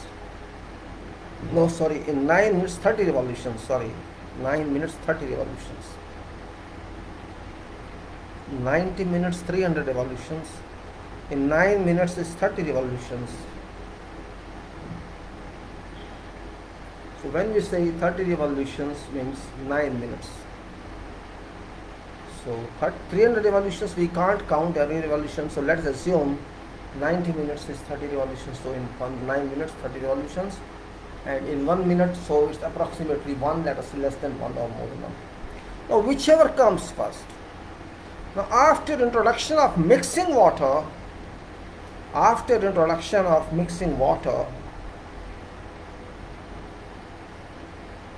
to cement and aggregate, or introduction of cement to aggregate, after introduction of mixing water to cement and aggregate, or introduction of cement to aggregate. These limitations are permitted to be waived by purchaser if concrete is of such slump or slump flow after 90 minutes time or 300 evolution limit has been reached, that it can be placed. That means it is not started setting because of its slump hanging this. Flow it, so it can be placed means it cannot set because of certain chemicals we added for purpose of flow or purpose of increasing slump. It can be placed. Now without addition of water to batch in hot weather or under conditions contributing to quick stiffening of concrete, a time less than 90 minutes is permitted to be specified by engineer. So there are conditions in this: 300 evolutions or 90 minutes, whichever is earlier. If 300 evolutions are earlier, then don't wait for 90 minutes, but counting of 300 evolutions, if it's automatic counting, it's fine. Or then you have to see, even after doing that 300 revolutions of 90 minutes, it's well adequate in workability, it is successfully, it can work, and we can say it may be accepted provided it is no problem. It can be accepted, it's no problem. Now what I would say, pumped concrete. This was just transportation to site, but this is not complete transportation. Transportation to place of working, that is important. We transport it to site, but real transportation is still pending, because at what location of site it is, there we have to take it. If it is on ground itself, the distant location, your mixer cannot go. We have to use pump or crane, some machine we have to use, or we have to use at height, we have to use pump concrete. So that is last point of transportation and placing. Pumped concrete. Pumped concrete. Access for pump. Access for pump shall be checked prior to pour. Access for pump. What size of pump you need? How many pumps you need? At what location when you want to place that pump, station that pump, that you must check prior to ordering pour. Because pump is also a part of order. If you don't have your own machine, generally it comes through ready mix. Ready mix suppliers provide this pump. Pump does not come from your own, because they charge for that. So if access cannot be assured, contractor shall not continue with concreting operations. So you are trapped. Access you have to ensure, or you have to require other pump, or you need something else for purpose of concreting. What says now? Or if approval is obtained for pumped concrete, contractor shall ensure that shock is not transferred from pipeline to formwork. Again, straight away, you are going to pump concrete, but concrete is discharged from pump through your boom and then pipe chute with a pressure much higher than easily handleable by your crew. So that pressure should not be transferred directly to shutters or formwork. Otherwise, it will open your formwork when concrete is laid. So what does it mean? If approval is obtained for pumped concrete, contractor shall ensure that shock is not transferred from pipeline to formwork and previously laid concrete. That is very important point, practical point. not only important point. This means it's a part of planning method statement. You have to prepare a method statement for every major activity of concrete, where either crane is used or tower crane is used or pump is used. That may be stationary pump or that may be mobile pump. It depends upon. Now, next point is during placing concrete by pumping,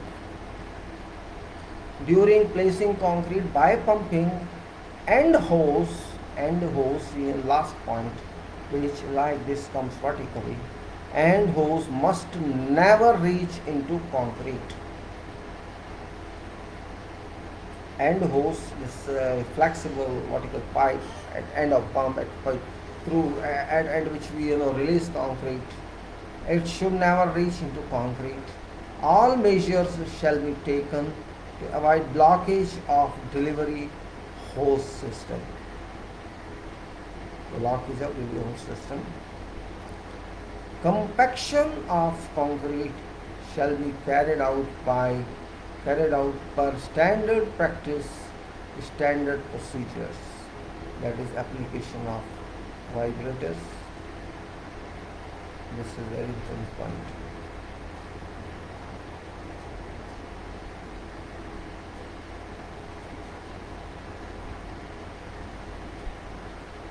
Now we can move to where concrete is conveyed by shooting or pumping. Plant shall be of size and design to ensure continuous flow in chute or pipe.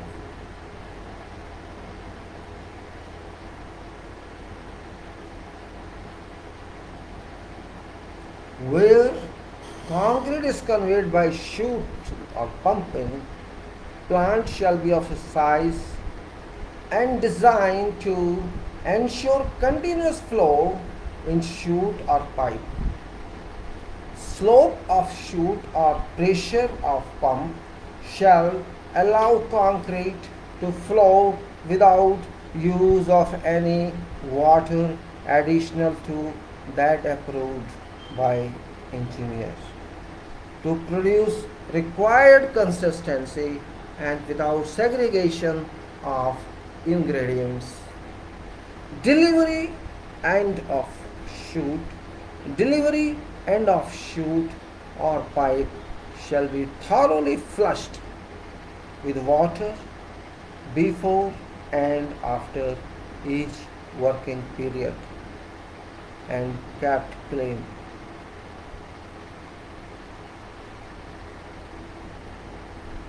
Water used for this purpose shall be discharged outside and away from whatever permanent works.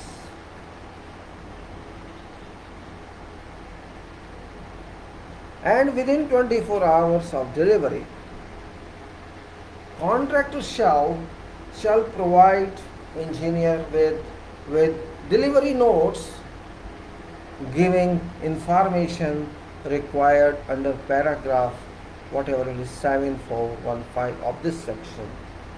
This is regarding transporting of concrete. So transport is done. Now comes placing of concrete. So what we have learned in this is really very common but practical. What we have learned in this clean talk, so you can say, which is of course not very mathematical, but it is very clear talk. First is batching plant, which is very complicated but powerful, reliable, you can say, machine or group of machines that measures ingredients of concrete in each and every respect. 2 kilograms. It measures by weight. Cement just material.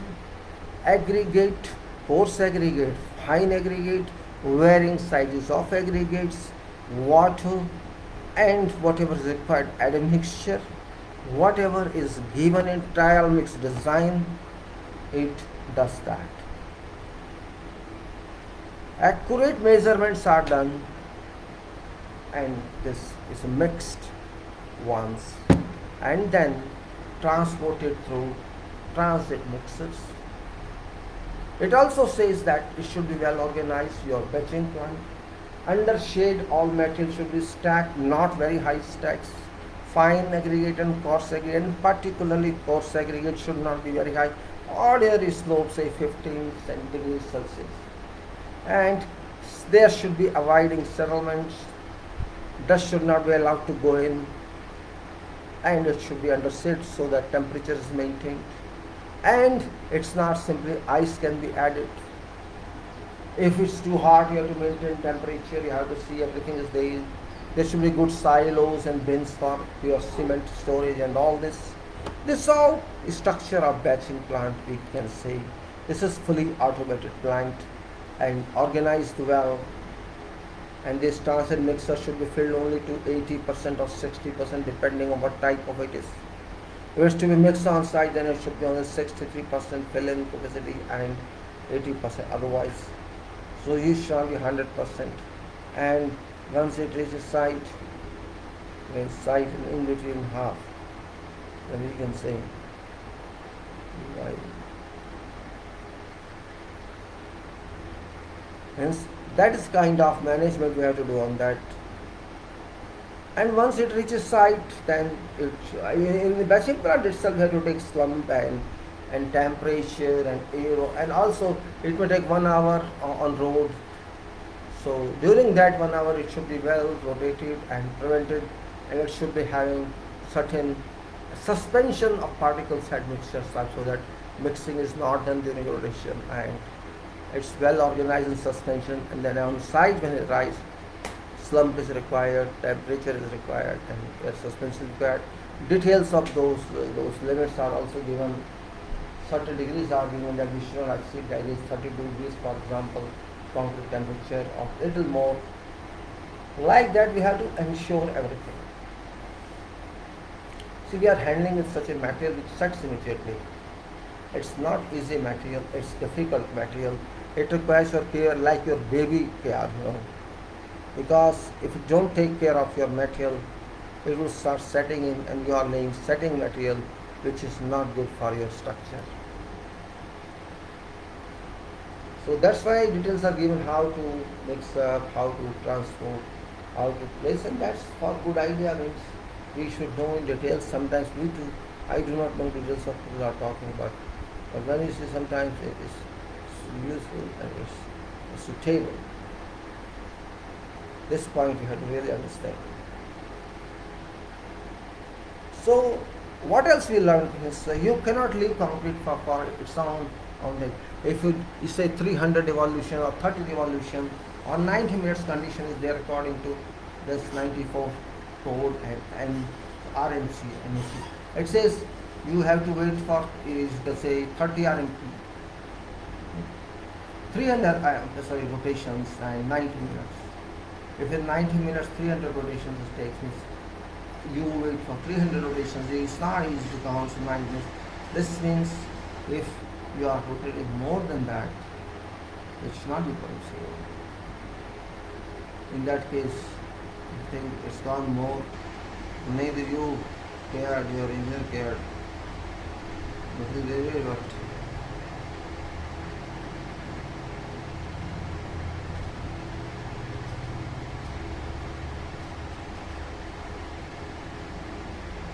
So these were some blue points, that black and white clear points we should understand. We should understand all this, and temperature care we must take. Now we are going to talk about placement, and let's say, I'll revise this later on as well, because these are main points in this. So we are talking about concrete, placing concrete. It is, what is placing concrete?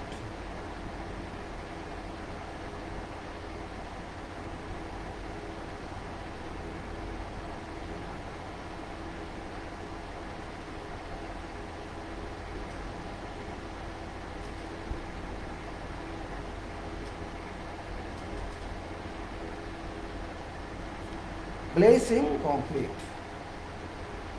Let me put off light, I think better, because it's already enough light outside, around 5:45. Let us try to put off light and also my battery, and I will start it after half an hour so that it's charged fully. Let me see if I can put it off. Put off light and that is better in case it's done. Oh, get lost is very hell. These people have no other work except to talk. 6 people in this country don't understand what they want.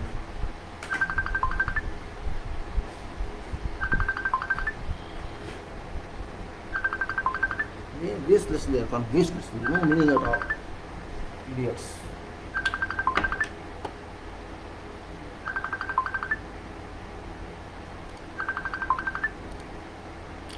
Alright, now move on to placing a sharp bloody hell.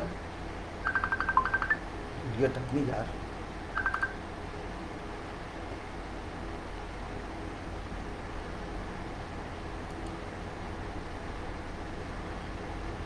Placing concrete.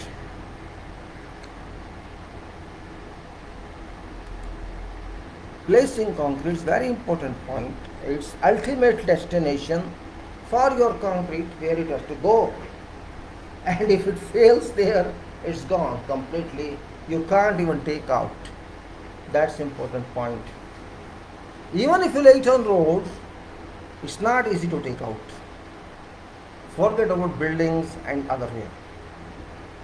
Therefore, it's very complicated and supervisory exercise, activity. Contractor shall obtain, now yes, a contract, I would say you, because ultimately you are doing. I say you shall obtain approval of engineer, or contractor shall obtain, Mrs. Written contractor. Well, obtain approval of engineer to propose arrangement being before beginning concreting. This means this is method statement, write method statement and approve it. It should be done much in advance. If you are a professional, you do that. If you are not a professional, you are a kid or budding person, it's up to you. You shall leave your impression as it is, and it shall take for you time to move ahead in your life. So what I am instructing you or I am suggesting to you is what I experienced in my life, you share with that. I could not share because I didn't know anybody in my life. I had to learn each and every point from origin, from zero. But you are getting ready-made material. It's up to you. When there's a material available free of cost, people don't value it.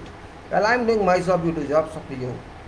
All placing and compacting of concrete shall be carried out under direct supervision of competent member of contractors and staff with a minimum of 5 years of experience in concreting works and in a manner to produce a watertight concrete of maximum density and strength. I am reading it again because this is a technical statement. It says placing and compacting, all placing and compacting of concrete shall be carried out under direct supervision of a competent member of contractors and staff with a minimum of 5 years, I can say 10 years, no problem, 5 years, 10 years, 15, whatever.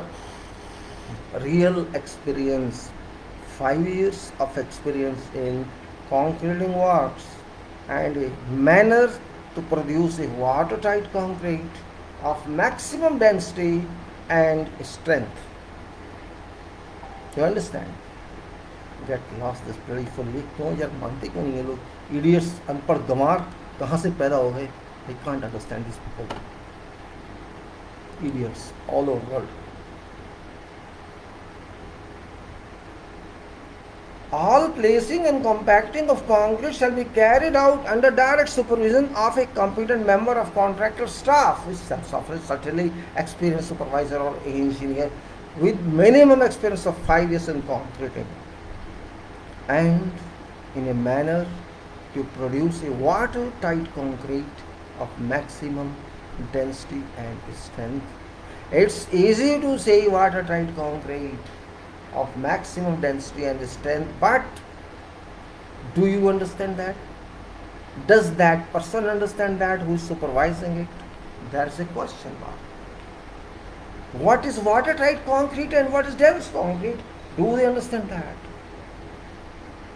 It's not easy to be understood. Watertight concrete means no water can pass through. And maximum density concrete means a concrete is supposed to be 2.4 or 2.4 ton or 2.5 ton per cubic meter. This is a specification. Its background is like that. Its design is like that. Trial mix which was designed is like that. It should be that. But how can you ensure it? You cannot ensure it. That's the point here. For night concreting operations, yes, in that case, when you are taking slump, you are taking temperature, and you are using same material from batching plant, it is expected that it will do that. But that would come only when you test your cubes, because cube shall provide you all information.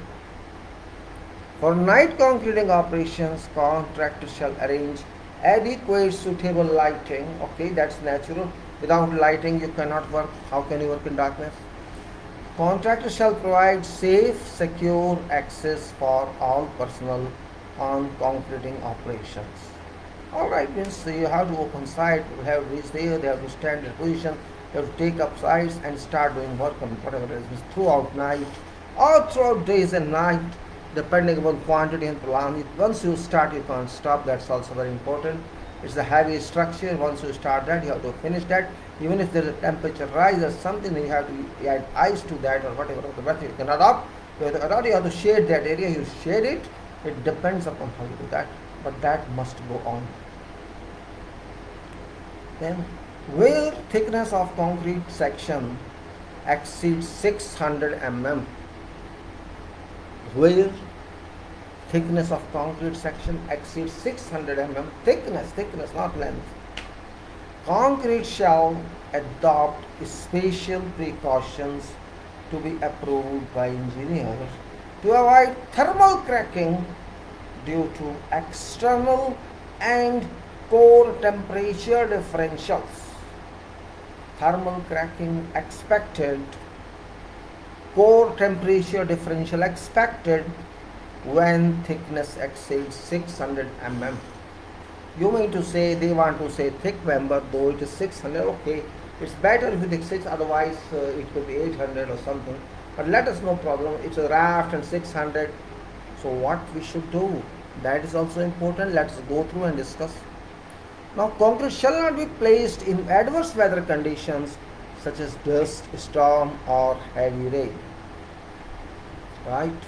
Now, in this case, when it said 60 centimeter or 600 mm, actually it's like thick member, that first of all you will not lay 600 in one go, because your nozzle vibrator is not that length. This means you have to lay 300 and 300 in 2 layers if it is 600 mm.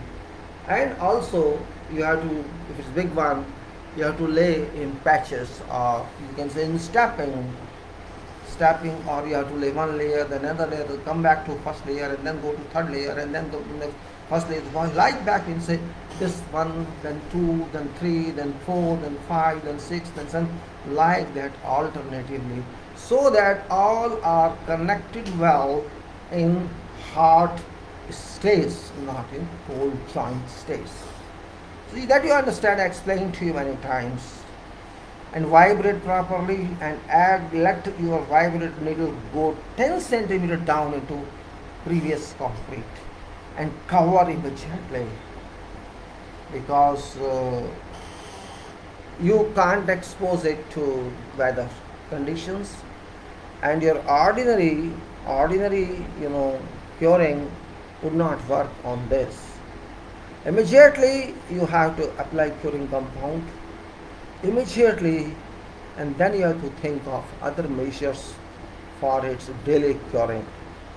You can not depend exclusively on water flooding, because thermal stresses is a question mark, thermal cracking is a question mark, and temperature differential also is question mark.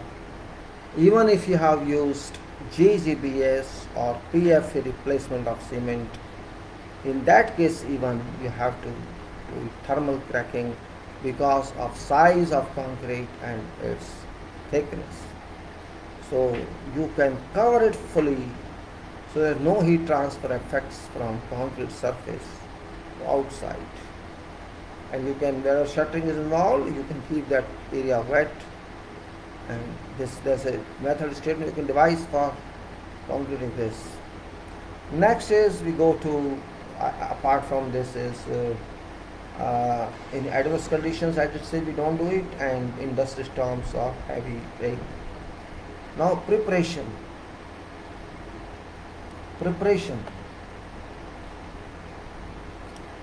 Now actually this specification is my extension of when I was there in long back.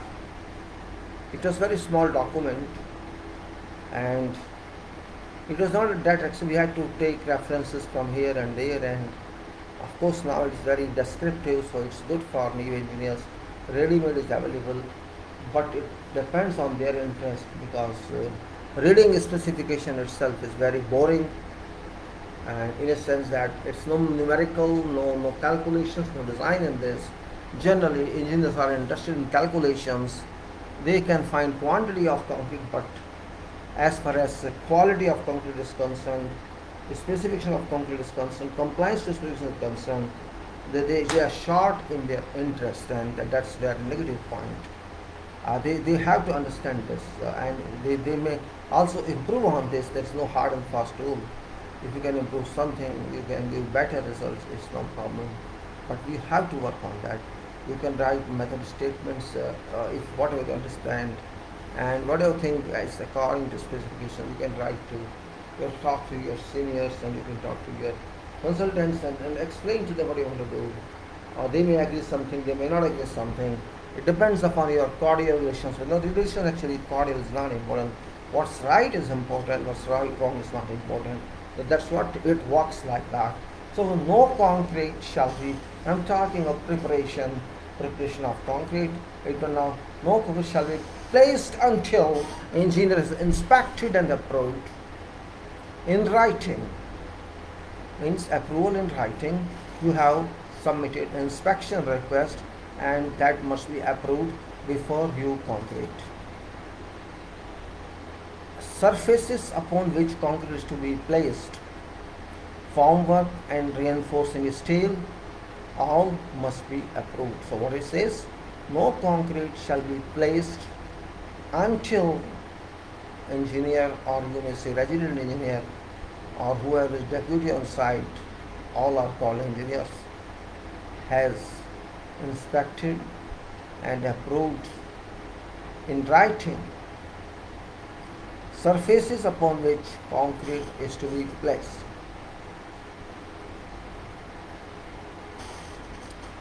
Formwork, reinforcing steel, contractor shall give engineer at least 24 hours. At least 24 hours. Notice to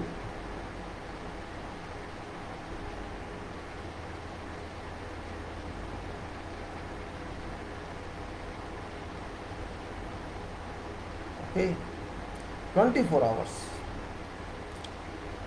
I don't have, well, I had some that one in my book, which I could show you sometimes. So that book itself is torn one now. I can miss, it will require one inspection request which gives you name of project and name of your member of the code, which drawing is that, and what quantity is that, and what specification says, the reference of specification is that, and location on grid of this is that. You can write grid this or grid that, this slab or beam or light or foundation like this grid, and you can see which part of that you are doing, and then you make, just write in that statement and attach copies of drawings. So this is adequately done. If you maybe have the drawings of that as drawing, or a drawing in section itself, so it's all different.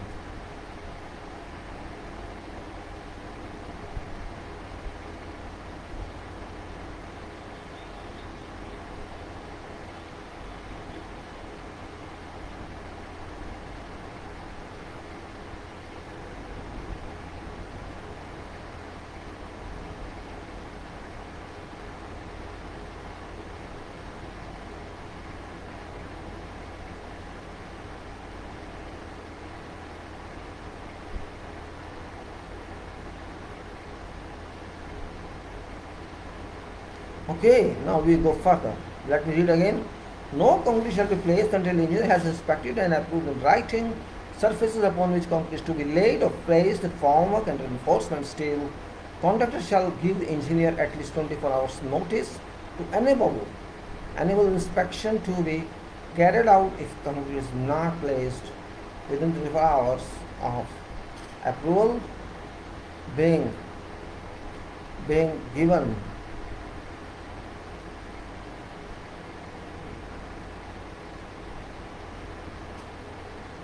Alright, then after that, if concrete is not placed in 24 hours of approval being given, approval shall be obtained again.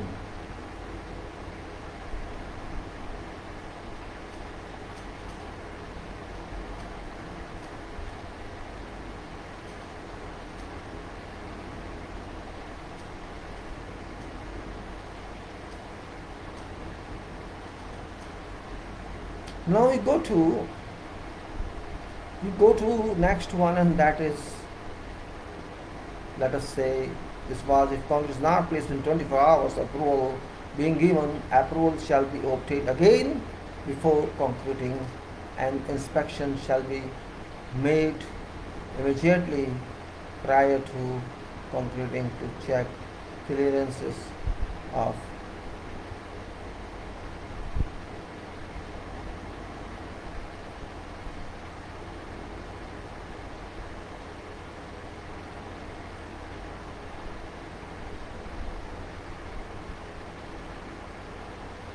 Okay, now my point is different here. Now what's different actually? Let us read one by one and see what happens. Now it says that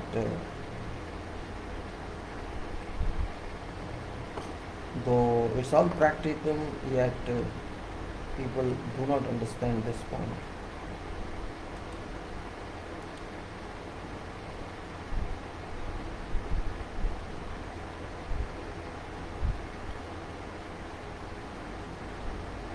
Wood forms, ply you can say, or timber you can say, unless lined, shall be oiled, apply oil, or wetted with water in advance of placing concrete, so that joints will tighten and prevent seepage of cement grout from mix. Well, I think this is ambiguous. How can oil stay seepage? Its oiling is okay as far as shuttering removal is concerned, but it has nothing to do with cement grout. Cement grouting from mix means, I think this is ambiguous, some confusion statement. Wood forms, unless unlined, shall be oiled or wetted with water in advance placing concrete, so that joints will tighten and prevent seepage of cement. Ply you are using, it doesn't matter if this all say. Reinforcement shall be sprayed with small amount of water, that's okay. Prior to starting pour, reinforcement shall be secured in position, inspected and accepted by engineer before placing concrete. So that's okay. Water is sprayed before placing, so that it's not very high temperature. When it comes in concrete contact, concrete is about 32 degrees Celsius, and if temperature of weather is say 40 degrees, or it is more than that, there can be a transfer of heat energy from steel to concrete, causing, you can say, flash setting, and that can be avoided if you reduce temperature of steel momentarily before concrete. That is sole purpose of this actually. I think this specifier did not write correctly. So reinforcement shall be sprayed with a small amount of water prior to starting pour. Reinforcement shall be secured in position, inspected and accepted by engineer before placing of concrete. Now all inserts, you know inserts? Explain to you. All inserts, anchor bolts, sleeves and other embedded items. Embedded items shall be accurately located using templates where appropriate and held securely to prevent displacement during placing of concrete. Aluminium items shall be completely covered and protected when embedded in concrete. I'm feeling drowsy because last night there was no light up to 2 o'clock. I think around 1 o'clock light came, or 1, maybe 1. I could not sleep.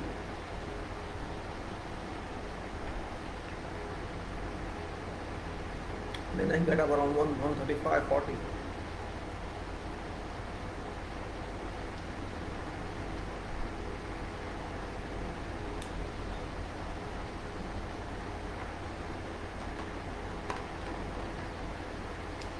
Okay, my pattern is over. So I have to drink normal water now. Alright, now I say all inserts, anchor bolts, sleeves and other embedded items shall be accurately located using templates where appropriate and held securely to prevent displacement during placing of concrete. Aluminium items shall be completely covered and protected when embedded in concrete. Now this is very extensive statement, goes in one line. Inserts. What are inserts? Whatever item other than steel reinforcement and concrete is embedded or inserted or fixed in within concrete is inserts. It can be electrical conduits, electrical junction boxes, or you can say mechanical openings or blockouts, or some plumbing items or blockouts, or bolts, anchor bolts for certain equipment or machine, or certain sleeves for pipes, for mechanical, electrical, whatever else we have to embed in concrete. These are all called inserts. It can be whatever which has to be used, which is permanent in concrete. We can't take it out, but we can pass services pipe to them. Example, sleeves for example. Sometimes when there was landline, we used to take connections for sleeve coming on from telecom department, that we have to take connections of landline. Still now if we take connections of landline, that has to come through foundation beam, and in that foundation beam, or if not for somewhere else, they have to put in sleeve of, I think at that time it was 900 mm, so that 75 mm or lesser pipe dia of that telecom company can come in with that. So it is like that, means it may be plumbing pipe, or it may be your water pipes also many types, means you have to pass through cold water pipe or hot water pipe or some other water pipe or gas pipe, or you can say whatever else that has to go, though gas pipe is not passed through such a way, it's kept on surface, yet other pipes are there which require spatial treatment, a spatial route within concrete. There's no other way out. So for that purpose you can say, or sometimes there's no way out, you have to pass through structural beams, some AC cutouts. There's no other way out. In rare cases though it is done. So these are all called inserts, anchor bolts, sleeves and all of those are done. So this all must be shown on drawing, and this is called working drawing, the shop drawing, and these must be used for this purpose. Now except we are shown on drawings, no fixture shall be attached to concrete. That's what I said. That should be shown a working drawing or shop drawing, or that should be called working drawing. It's not schematic drawing. This drawing is prepared by contractor or subcontractor, whoever, and their engineers do it, and this is approved by engineer, and then it doctor. So except we are shown on drawings, no fixtures shall be attached to concrete, no fixtures shall be attached to concrete, but by short fixing. Do you understand that? That's the point. What we do, we forget this, we think, oh, we forget something, shall fix the concrete. No, that is not correct. But except when shown on drawings, no fixtures shall be attached to concrete by short firing or short fixing or drilling without acceptance by engineer. Drilling is very big question mark here. Notwithstanding any such authorization, notwithstanding any such authorization, contractor shall be responsible for all damages so caused to concrete.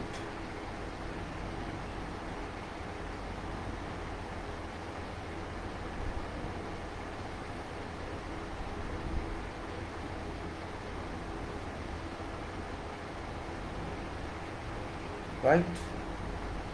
I repeat this. Except where shown on drawings, no fixtures shall be attached to concrete by short fixing or drilling without acceptance by engineer. Notwithstanding any such authorization, contractor shall be responsible for all damage so caused to concrete and make good at its expense. Now go further. Water shall be removed from excavations. Water shall be removed from excavation before concrete is deposited. So we have come back to excavation now. No problem, it's point only to understand. Concrete can be done everywhere. So foundation concrete is also very important. Water shall be removed from excavations before concrete is deposited. Whatever flow of water shall be diverted. Whatever flow is there shall be diverted. Shall be diverted through proper side drawings.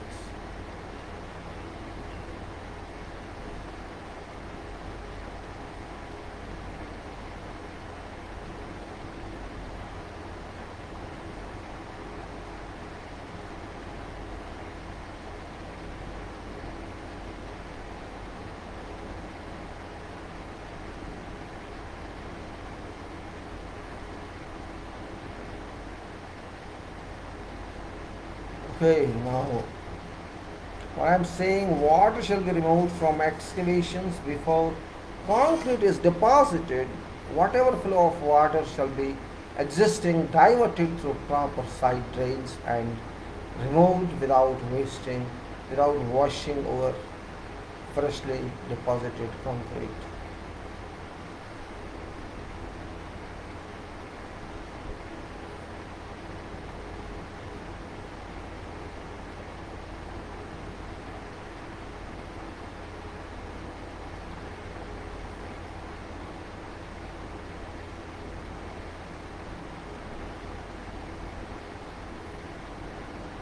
Very important point is this means whatever water is zero foundation, you take it out, finish. You make some of the drain, some of the root and take it out to somewhere from there, take it out. That's all.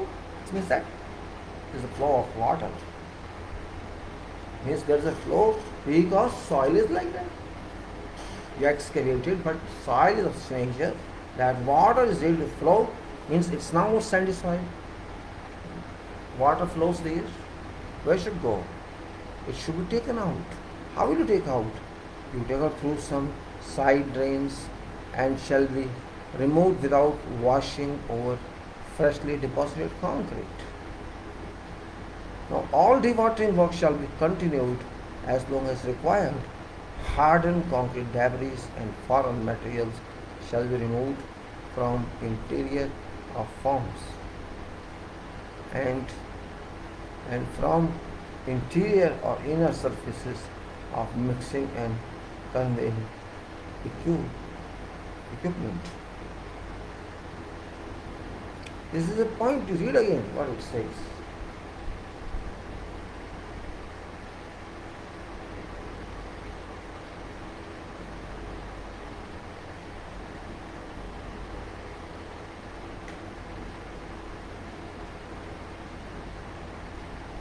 what is my battery position? Let me see that also. It's very important. I forgot. It is 1 hour 15 minutes. So I should not be. I should keep it on. It's better. But I should keep it on, and I should keep. But I should keep it on. It's only 1 hour. I forget, and this will go away. Just a minute, please.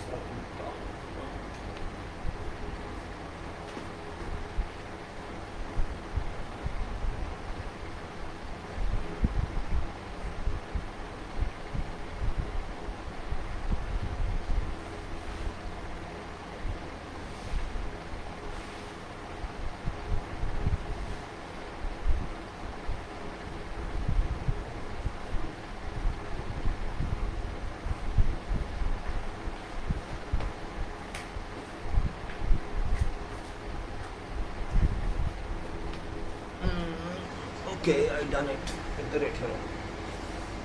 Some water on my legs.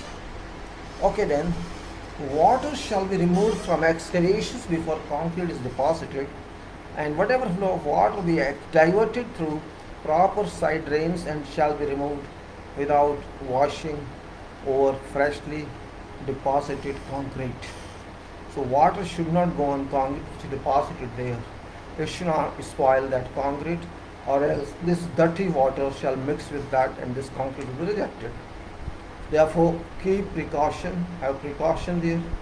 You must have before concreting, grind out so that water moves separately, justly because it's like dewatering, water is there, and dewatering works shall be continuous, shall be continued as long as required. Hardened concrete debris, and hardened debris and foreign materials shall be removed from interior of homes, and from inner surfaces of mixing and conveying equipment. Now runaways or other means accepted by engineer shall be provided for wheeled equipment. Now in this dewatering case I like to add something here which I am forget otherwise before going further. Now water, as we are seeing, flowing freely in excavation. How can it flow? Let us say if it is clay soil, there is no question of flow because it doesn't come out of soil easily. It can come out of soil like sand, where there is a permeability.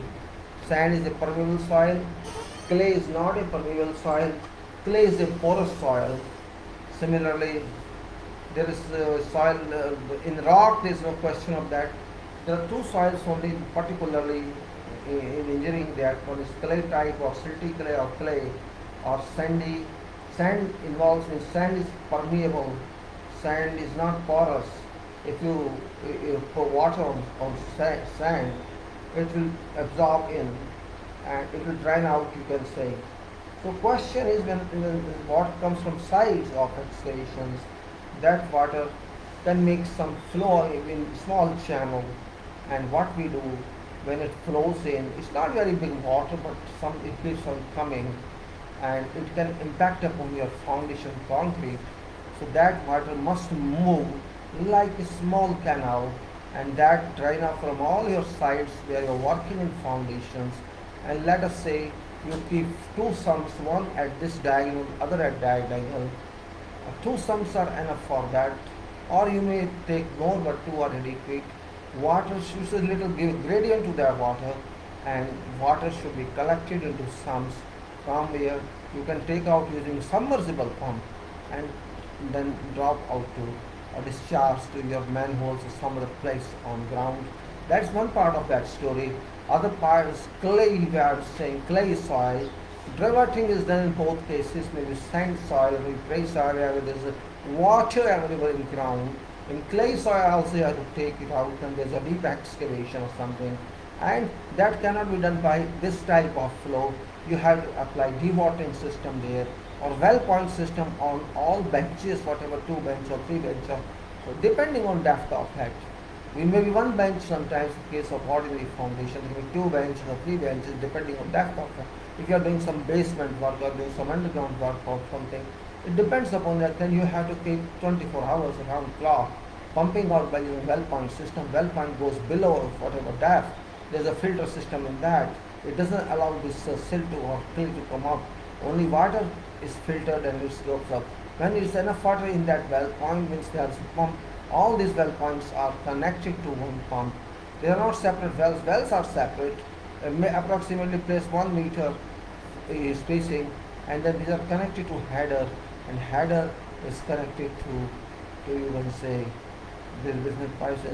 Inside is connected to pipes, low pipe, and outside it comes.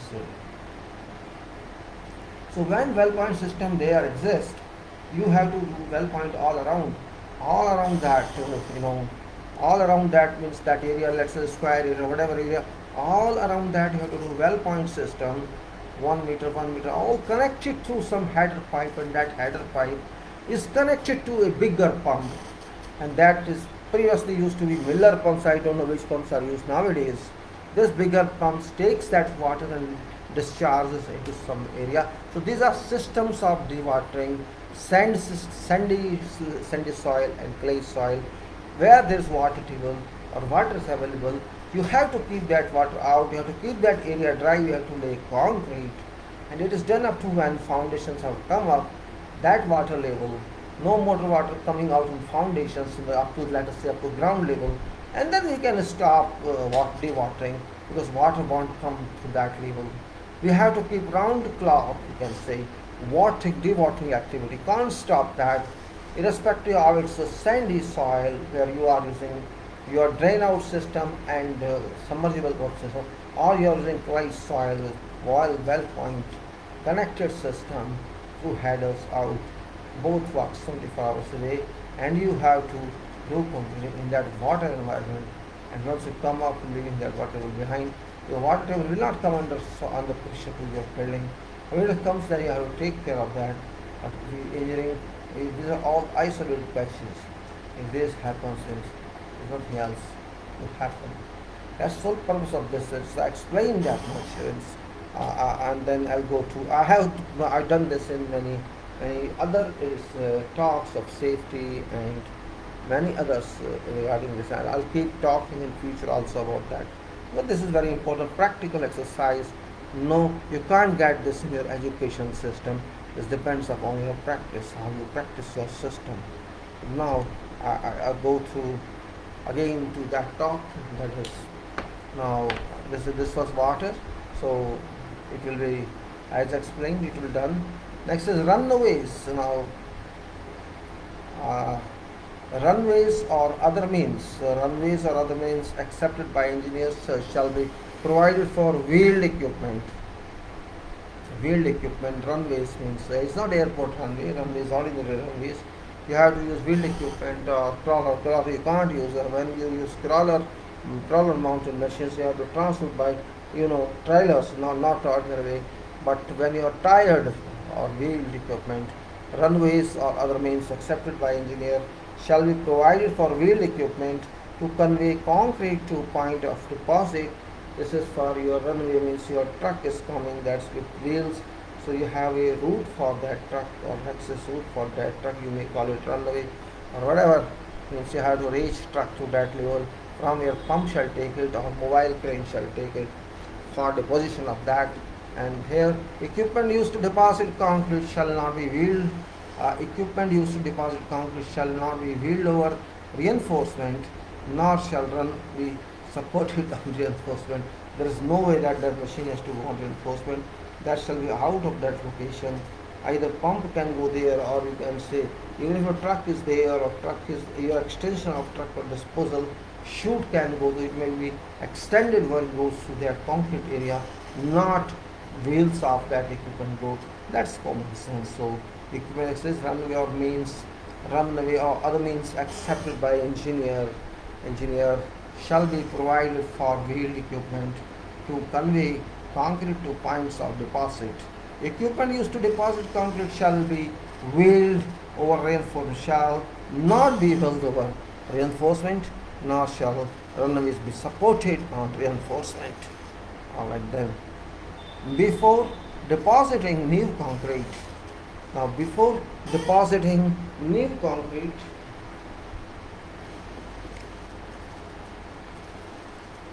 on or against concrete that has set.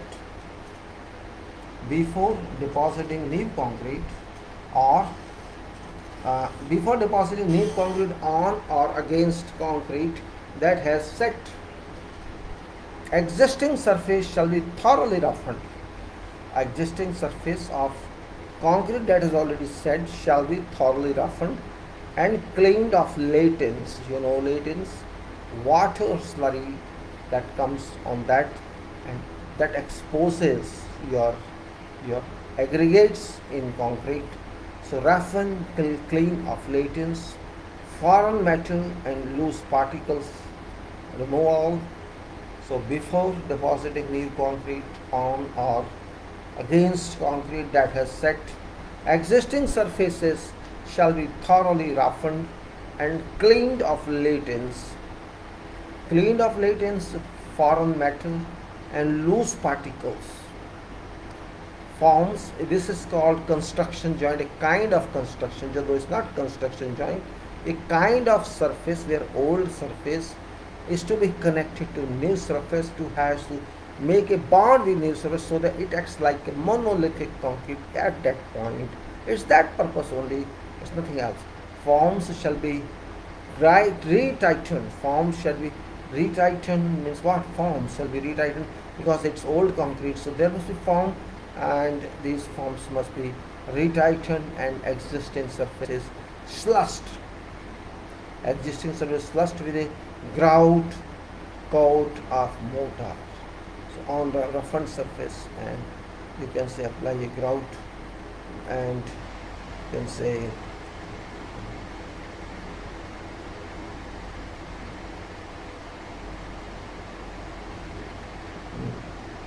let's repeat. Before depositing new concrete or against concrete that has set, existing surfaces shall be thoroughly roughened and cleaned of latins, foreign matter and loose particles. Forms shall be retightened and existing surfaces slushed with a grout coat of mortar consisting of cement and fine aggregate. Cement and fine aggregate as grout, and in the same proportion in mix, but not leaner than 1 part cement to 2 part fine aggregate. Not leaner than 1:2, 1 part cement to 2 parts fine aggregate. After existing surface has been moistened. After existing surface has been moistened, new concrete shall be placed before grout has attained initial set. That grout we use the cement slurry 1:2. Before it sets, you have to lay concrete on that. Okay. Horizontal construction joint shall be given a brush coat of grout. Horizontal construction joint shall be given a brush coat of grout consisting of cement and fine aggregate in same proportion as concrete to be placed.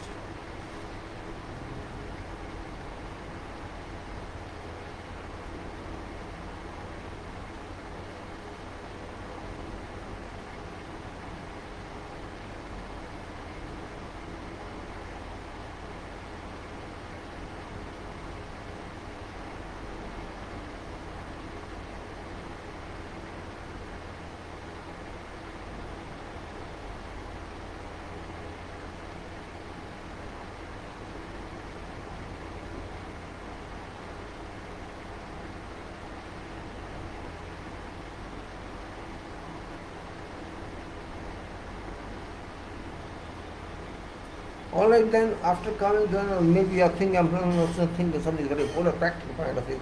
I'm saying so I didn't want to think because of something written in there. Maybe it's not curious, I just think like, okay, fine, now need shall be placed before grout has attained initial set. Now, new coat shall be set before grout has attained initial set. horizontal construction joint shall be given a brush coat of grout consisting of cement and fine aggregate in same proportion as concrete is placed, followed by approximately 75 mm of concrete of regular mix. So 75 mm of concrete regular mix, except that proportion of coarse aggregate shall be reduced to 50%. A horizontal construction joint shall be given a brush coat of grout consisting of cement and fine aggregate in same proportion as concrete to be placed, followed by approximately 75 mm of concrete of regular mix, except that proportion of coarse aggregate shall be reduced 50%. That is what it wants to say actually. This is the confusion statements given. Sometimes they also go into review, I think. Well, I think this construction joint is talking, why is talking of 75 mm concrete? Construction joint is what here? What is it? This is a confusing one. It's construction joint you are talking, and horizontal joint you are talking, and even a brush coat of grout you are talking. Okay, consists of cement and fine aggregate in same proportion as concrete to be placed, followed by approximately 75 mm concrete of regular mix, except that proportion of coarse aggregate shall be reduced by 50%.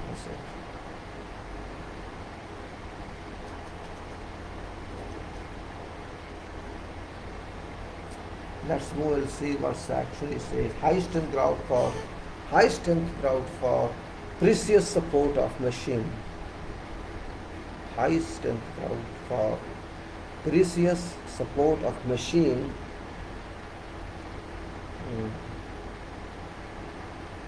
High strength grout. Yes, high strength grout. For precious support of machine base and sole plate. Machine base and sole plate, including equipment subject to thermal movement. Equipment subject to thermal movement, tanks, column base plates, you can say, bridge seats, anchor bolts and dowels, etc. shall be non-shrink, ready to use, fluid, precise grout material.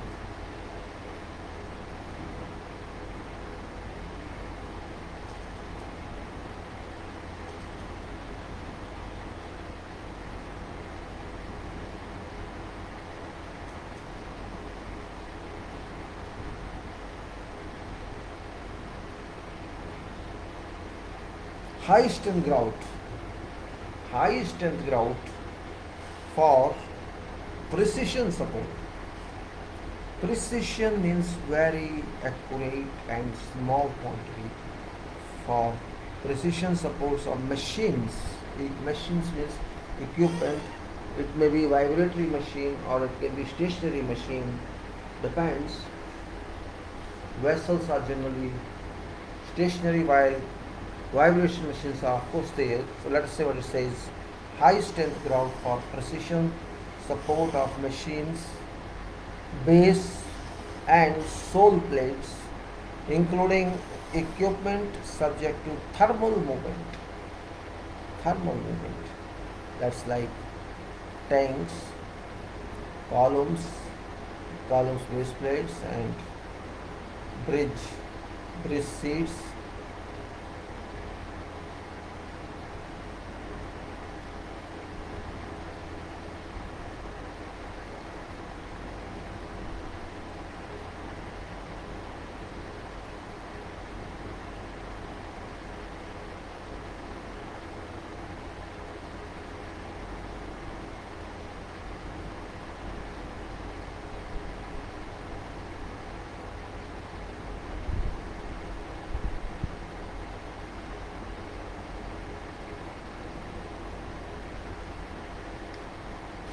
So what we say in this case, as it says, column base plates, bridge seats, anchor bolts and dowels, etc. shall be non-shrink, ready to use. Of course, this is chemical, that is shrink, non-shrink. Semantics, you can say, fluid precision, grout metal, fluid precision, grout material, proportioned, pre-mixed and packaged at factory, delivered to job site to be placed with only addition of water. Formwork and curing shall be as specified.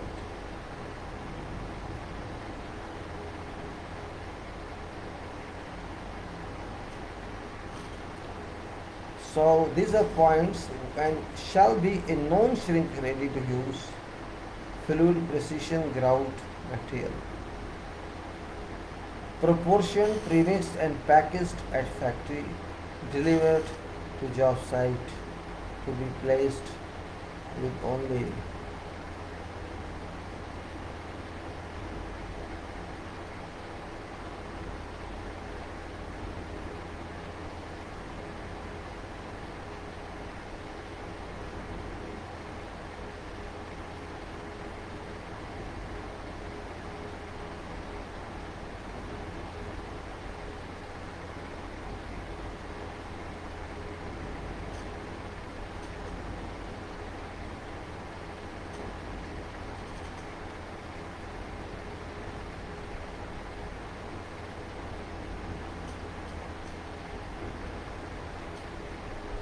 Now we go to placing. It was a non-shrink compound. It was for stationary items. Let us see what it says further because it's only long specification and I am interested to continue on this. No problem because I'll take FIDIC little later on this because it's an interesting one to handle procedure of concreting for you people. FIDIC is not immediately. We'll take up, let us say how much we can go within this 1 hour on this placing. Concrete shall be placed in its final position before initial set has commenced. Concrete shall be placed in its final position before initial set has commenced with and shall not be subsequently disturbed. All concrete shall be placed within 15 minutes of mixing unless carried in purpose-made agitators. It says 15 minutes. No, it's okay for okay, but all concrete shall be placed within 15 minutes of mixing unless carried in purpose-made agitators. Concrete shall be carefully placed in horizontal layers. You said that. In horizontal layers. Concrete shall be carefully placed in horizontal layers and layers which shall be kept an even height, even height throughout work. Height should be same. Depth of layers and time between placement of layers shall be such that each layer can be properly merged into preceding layer before initial set takes place.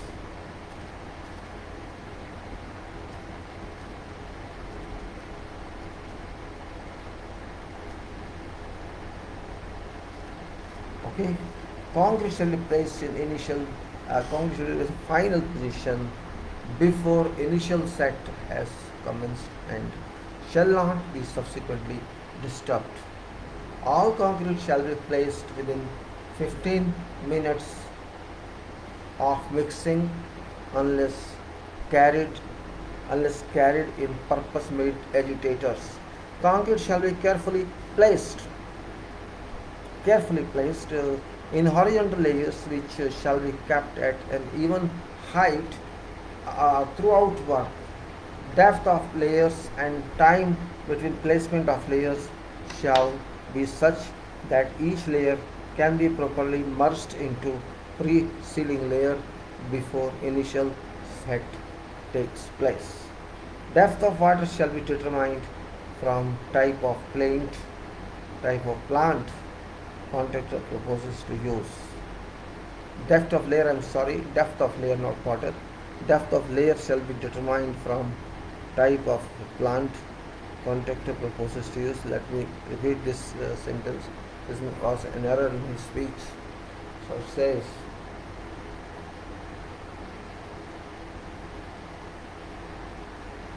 concrete shall be carefully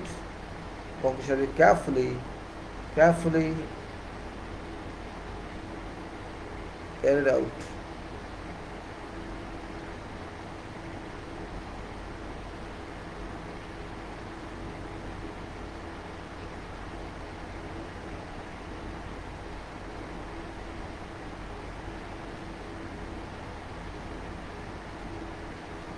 Alright then, concrete shall be carefully placed in horizontal layers which shall be kept an even height throughout work. Depth of layer and time between placement of layers shall be such that each layer can be properly merged into preceding layer before initial set takes place. Depth of layer shall be determined from type of plant contractor proposes to use. Plant means vibrator here, and concrete shall be allowed to slide or flow down sloping surfaces. Sloping surfaces. Concrete shall be allowed to slide or flow down sloping surfaces directly into its final position from skips, down pipes or other placing machines or devices. Or this is not practical, it should be shoveled into position, care being taken to avoid separation of constituent constituent materials.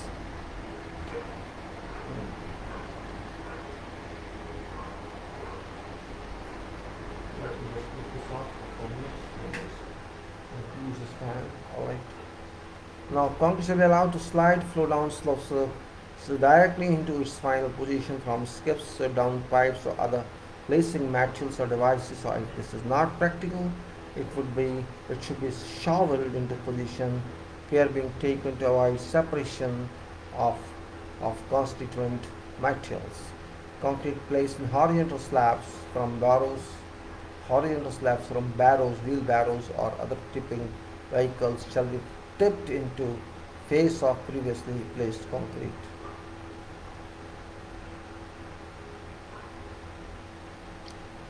Now, so it says concrete placed in horizontal slabs from barrows or other tipping vehicles shall be tipped in face of previously placed concrete. Let's see the scanning status here. Let me close the scanning file as well. It's done. This is done. So let's see now. Now says concrete dropped into place.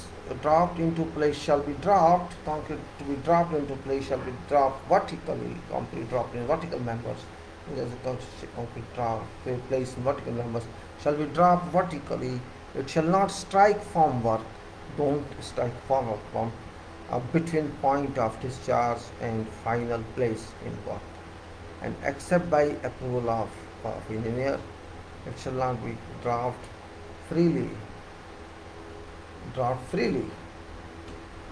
through a higher height greater than 1.5 meters. So 1.5 meters limitation of height, and you want to use from it should be that much height. Here is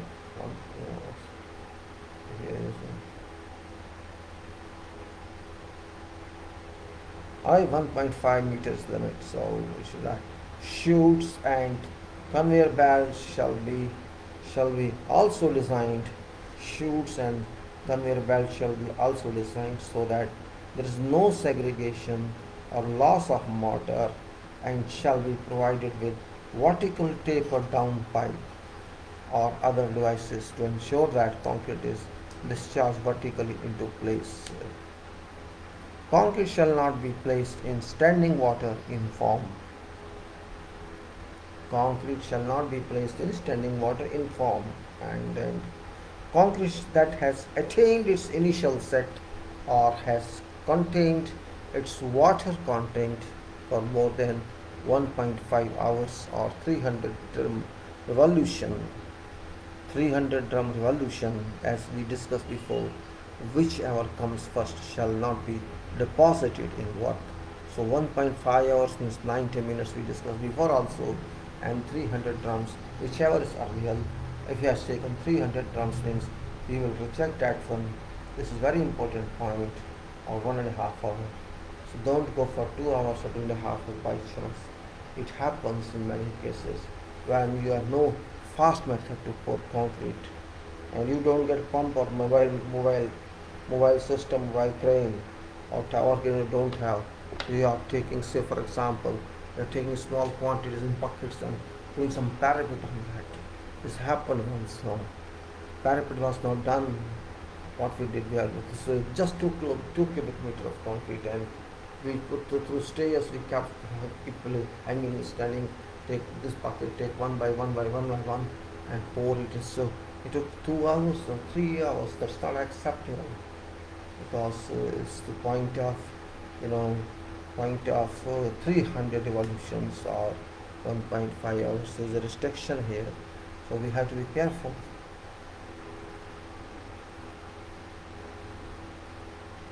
Now, that's why the chutes and conveyor belts shall be also designed so that there is no segregation or loss of water or and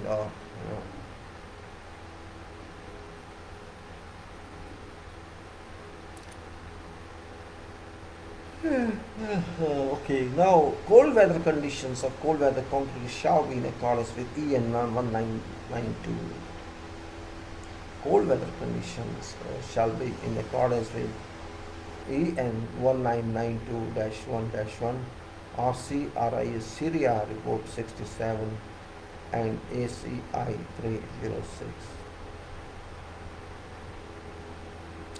Part says, let's go. Hot weather concreting shall be in accordance with part 15 of this section. Okay, hot weather, we know how they will explain, no problem for that. Spatial care shall be taken to protect new concrete from harmful effects of drying winds. Drying winds can cause evaporation from wet concrete, and even it can cause it can take water content very heavily from wet concrete.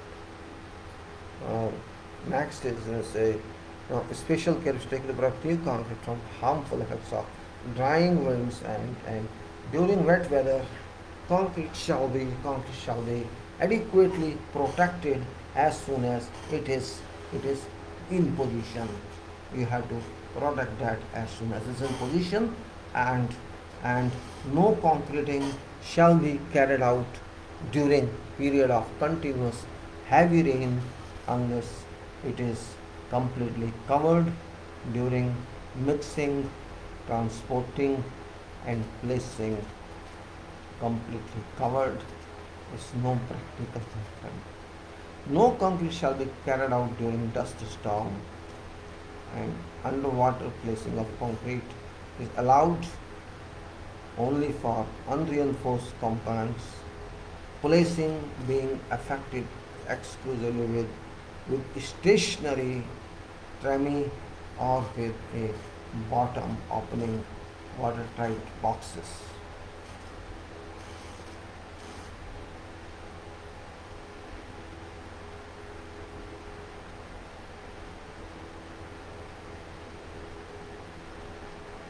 So underwater concrete is to be placed continuously without interruptions for water depths up to 1 meter.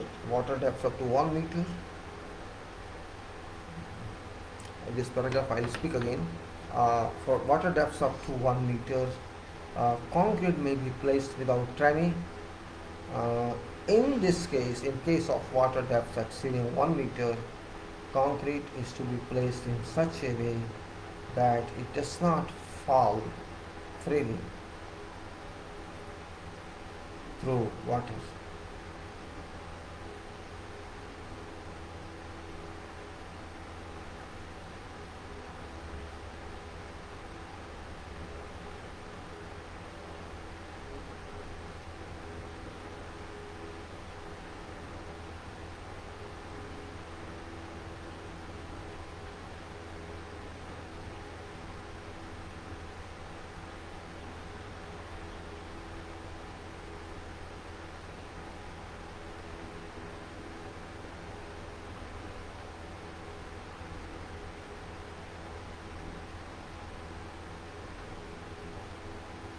This is the other one. They will say that underwater concrete is to be.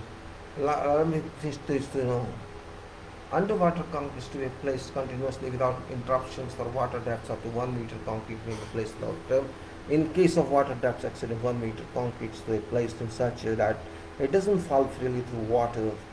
Uh, Trimmy must all times dip sufficiently far into freshly placed concrete to ensure that concrete emerging from trimmy does not come into contact with water, and all work connected with placing of concrete in the water shall be designed, directed, and inspected with due regard to local circumstances and purposes. Work shall not proceed,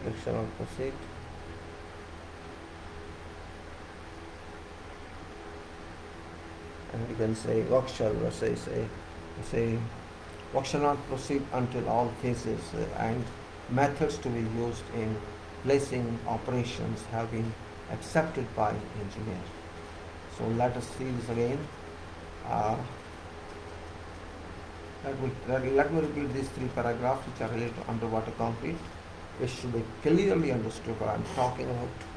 Though it doesn't matter if it's repeated because it is different English. Some people write this way, that way, and this is written by, I think, British people probably, or maybe locals. I can't say.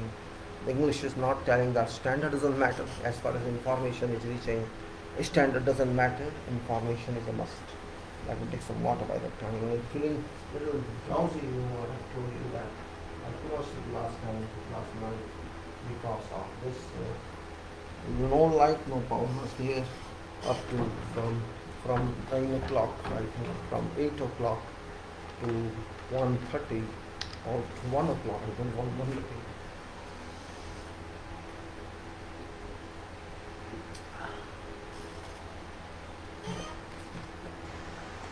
Yet I decided not to miss this because this is important. I don't want to break if it's within my limits.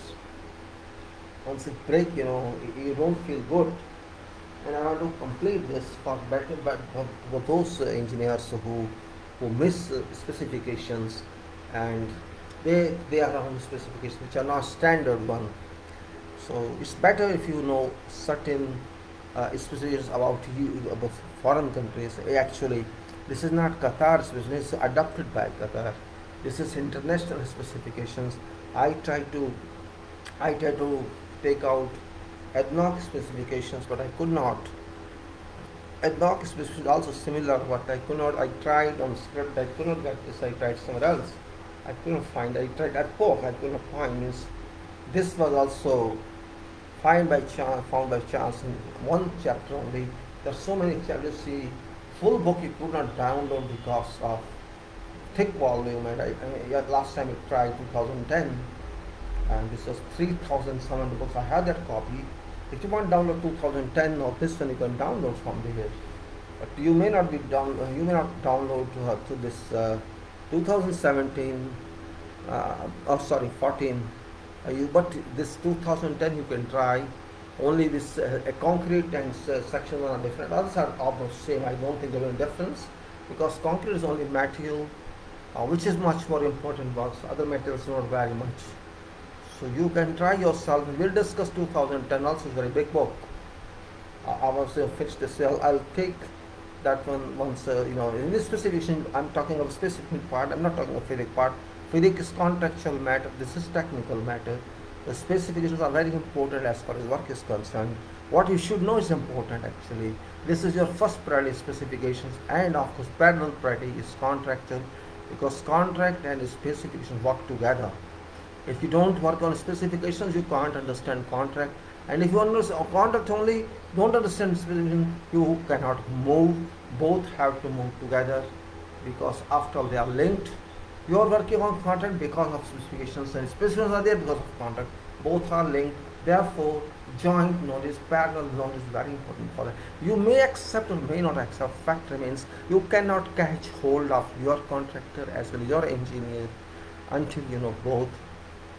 You cannot simply blindly go on specifications as well as on contract if you do not know them. It's very important to know what contract is and also what specifications are. And I am strictly about concrete specifications because this is only specification that's a major part of work. You may have plant facilities work, you may have some building works or something. This is very first knowledge, very first important specification that makes your building. Otherwise, all other items are useless if your concrete is not done according to specifications. Your installation of compressor machine, your installation of vessel is no use if your foundation is not according to specification. So this is, you can say, master specification, lead specification, because it is worked everywhere. Cost doesn't matter here, value matters. Machines are built and brought to site, but this activity is done on site, and all other activities following concrete are dependent on concrete. Your excavation goes waste if your concrete is bad. If your waterproofing goes waste if your concrete is bad. If it's not good, design may be good, but your concrete is not good. Structure design may be good, but your concrete is not good. Try to understand my point. I am telling it clearly to every engineer, to everybody, not only engineer. If you miss concrete, because structural engineering works, structural steel work is also dependent on concrete. Foundation is ultimately concrete. Wherever concrete is installed, if concrete is not to mark, whatever good material you have used following concrete do not mean anything. Your design may be high profile, very well done, but concrete on site spoils that. That's my concern. You cannot isolate one item with other item. You can't claim my structural design is excellent if it's not done by excellent person. And you do not know what was done because you were not there. So you can't certify that it has been done according to your requirement specifications. That person certifies he did not know what you design. This is completely means this is like a picture is very beautiful. The scene is very beautiful, but when you are doing that, it's no use. Try to understand. Integrity of design and work is very important, and that's what I consider quality. If your design is transmitted to implementation on site accordingly, that is called professional work. If your site work is not professional, your drawing was professional, this work cannot be called professional. Even your design will not be called professional because it has not been implemented. So try to understand the seriousness. Everybody in engineering should be serious. You enjoy life, I don't say don't enjoy life, be happy. As far as work is concerned, you have to be serious, very serious. Engineering is not a laughing stock. Engineering is work done. Engineering is cost, engineering is time, engineering is wealth. So you cannot spoil that. Machine is not your control, that comes ready-made. Other items come ready, are not in your control, and they can be replaced. Doors can be replaced, windows can be replaced, plaster can be replaced, even bricks and blockworks can be replaced. But replacing of a structure is big question mark. Whatever structure you talk of, your 2000 pages in stress analysis will not give any benefit if that is not done on site. That's what I need to say. I'm just sometimes talking in my thing, talking bluntly. Yes, talking bluntly is better than hiding something. So what I'm saying is, no concrete shall be carried out during dust storms. That's one point. Now underwater, I was talking about underwater placing of concrete is allowed only for unreinforced components. Placing being affected exclusively with stationary damage or with a bottom opening water tight boxes, and shall be in accordance with requirements of design or equivalent as accepted. What's this? Underwater placing of concrete is allowed only for unreinforced components, no reinforcement, and placing being affected exclusively with a stationary premise or with a bottom opening watertight boxes. Stationary premise of bottom opening watertight boxes, and shall be in accordance with requirements of design or equivalent as accepted. Underwater concrete is to be placed continuously without interruption. For water depths up to 1 meter, in concrete may be placed without trimming. In case of water depths exceeding 1 meter, concrete is to be placed in such a way that it doesn't fall freely through water. Trimming must at all times dip sufficiently far into freshly placed concrete to ensure that concrete emerging from trimming does not come into contact with water. All works connected with placing of concrete underwater shall be designed, directed, and inspected with due regard to local circumstances and purposes.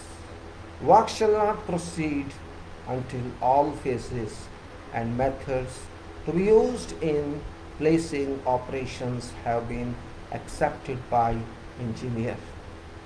Now, next is now same but part of transportation placing of material. Steps in concrete. Stops in concrete.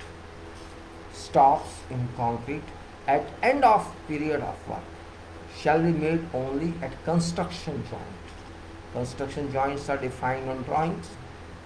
Now, locations of these are shown on drawings and or positions accepted if it's not shown on drawing. Where positions of construction joints are not indicated on drawings, these may be assumed for estimating purposes to occur at 5-meter intervals in foundations. 5-meter intervals in foundations and retaining walls, and at 1/3 to 1/4 of span in slabs, 1/3 to 1/4 of span in slabs and beams, subject to a maximum spacing of approximately 9 meters. Got this point, very important point here. Though I am also doing first time the specifications, but it's important one is a practical point. Say stops in concrete at end of stops in concrete. Let me see how many houses. 319. Okay, 319. So we have some time. Maybe I can't go 4 hours because no problem. We'll see how it works. Doesn't matter. It doesn't work.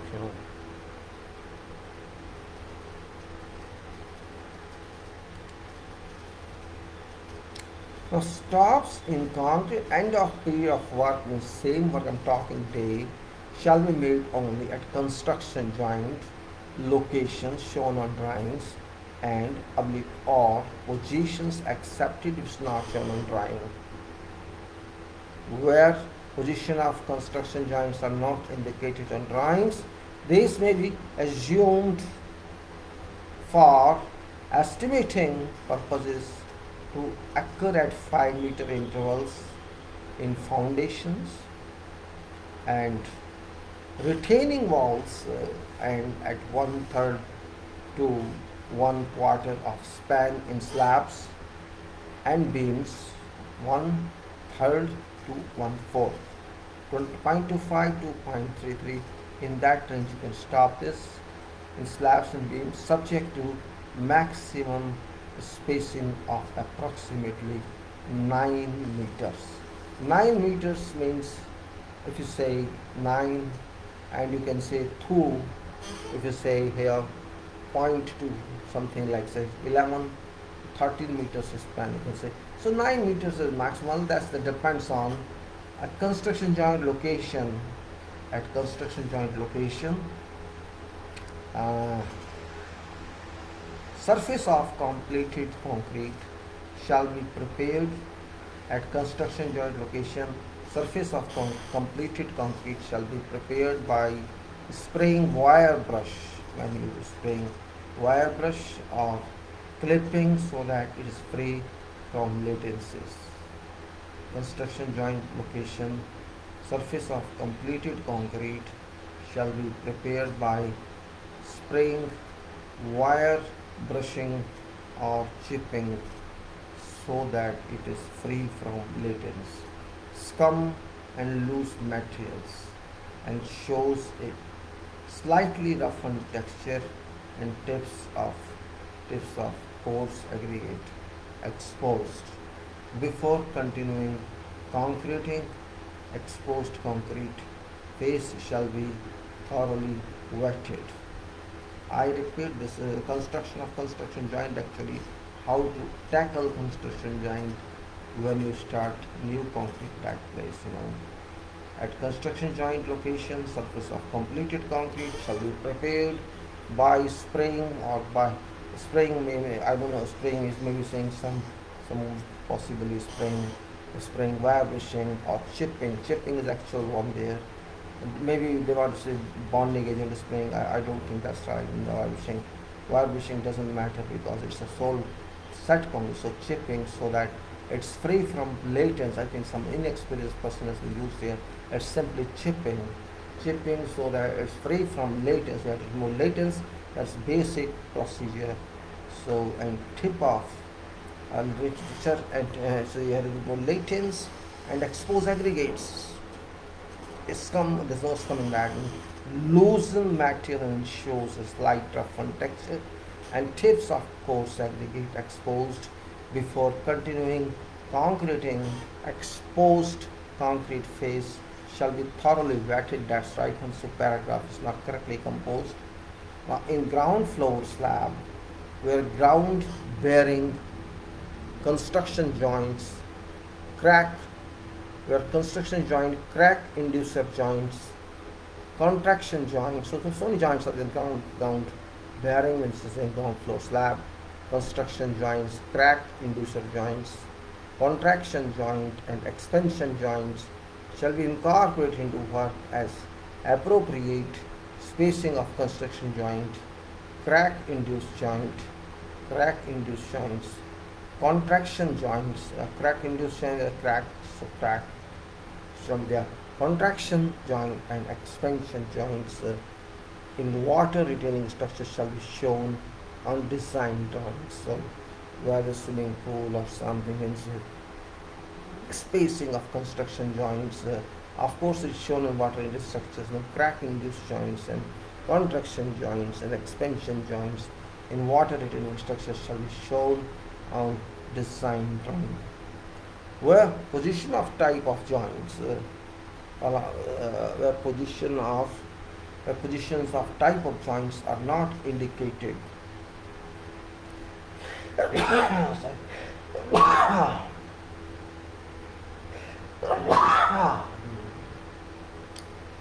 off this, I think. No, this ventilation is also important. Where position of type of joints are not indicated on drawings, the position of types of joints are not indicated on drawings. In ground floor slab shall be cast in strips. Slab shall be cast in strips not more than 4 meter wide in alternating sequence across width of building.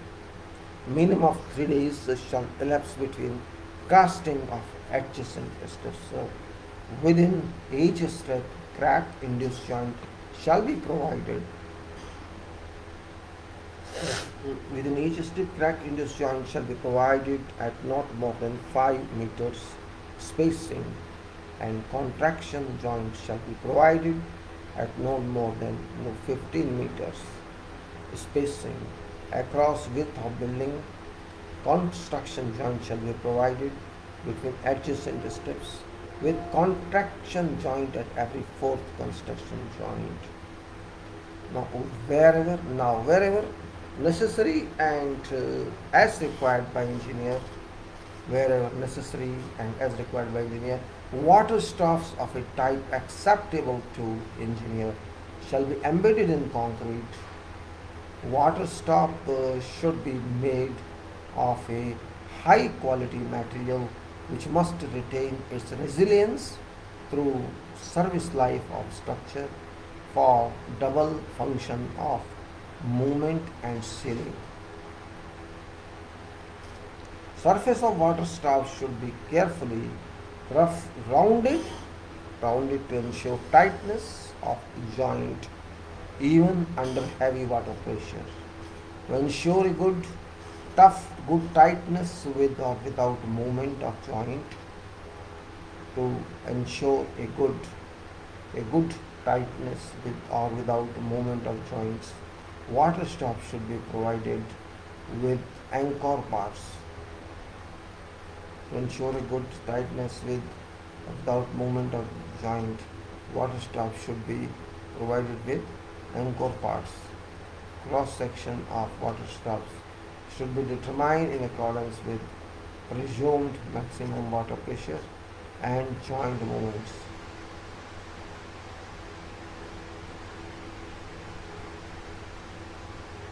Okay, and joint movements, and then complete works of fixed and welded connections must be carried out strictly in accordance with manufacturer's instructions. This again I read is very important para regarding water tightness, so it must be regarded very well.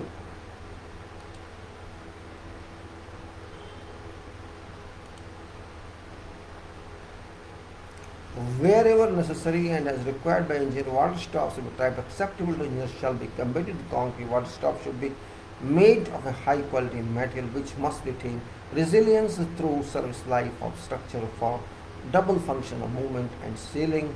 Surface of water stops should be carefully rounded to ensure tightness of joint even under heavy water pressure. Ensure a good tightness, with without the movement of joint. Hence, water stops should be provided with with anchor parts. Anchor parts. Cross section of water stop should be determined in accordance with presumed maximum water pressure and joint movements. Complete works fixed and welded connections must be carried out strictly in accordance with manufacturer's instructions. Engineer's acceptance shall be obtained by contractor. Engineer's acceptance shall be obtained by contractor prior to start of work on casting sequence and layout of joints. Layout of joints. Water stops shall be carefully maintained in position prior to concreting on accurately profiled stop boards to create rigid conditions.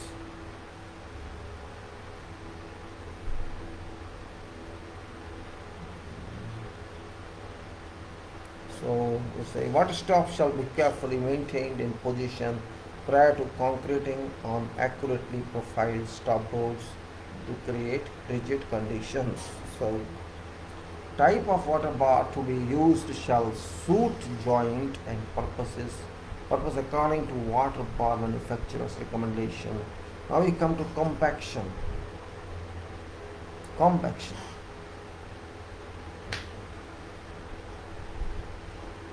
Concrete shall be thoroughly compacted by vibration during operation of placing and thoroughly worked around reinforcement, around embedded fixtures and into corners or formwork to form a solid mass free from voids. Again, concrete shall be thoroughly compacted by vibration during operation of placing and thoroughly worked around reinforcement, around embedded fixtures and into corners or formwork to form a solid mass free from voids. When vibrators are used to compact concrete, vibration shall be applied continuously. During placing of each batch of concrete until expulsion of air has practically ceased, and in a manner that does not promote segregation of constituents of concrete. Very important part. When vibrators are used to compact concrete, vibration shall be applied continuously during placing of each batch of concrete until expulsion of air has practically ceased, and in a manner that does not promote segregation of segregation of constituents of concrete. Immersion type vibrators shall be capable of producing not less than 10,000 cycles per minute. 10,000 cycles, this 10 cycles, when you start this 10,000 cycles per minute, and external vibrator not less than 3,000 cycles per minute.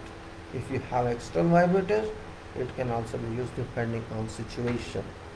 So immersion type vibrators shall be capable to produce not less than 10,000 cycles per minute, and external vibrator not less than 3,000 cycles per minute. A sufficient number of vibrators in serviceable service condition shall be on site to ensure that spare equipment is always available in event of breakdown of immersion type vibrator or external vibrator.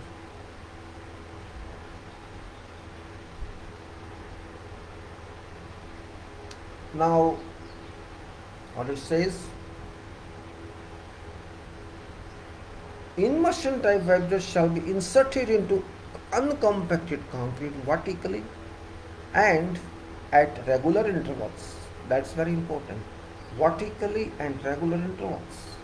Where uncompacted concrete is in layers, uncompacted concrete is in layers above freshly compacted concrete, vibrators shall penetrate vertically for about 100 mm into previous layer. Vibrators shall not come into contact with reinforcement or formwork. They shall be drawn back.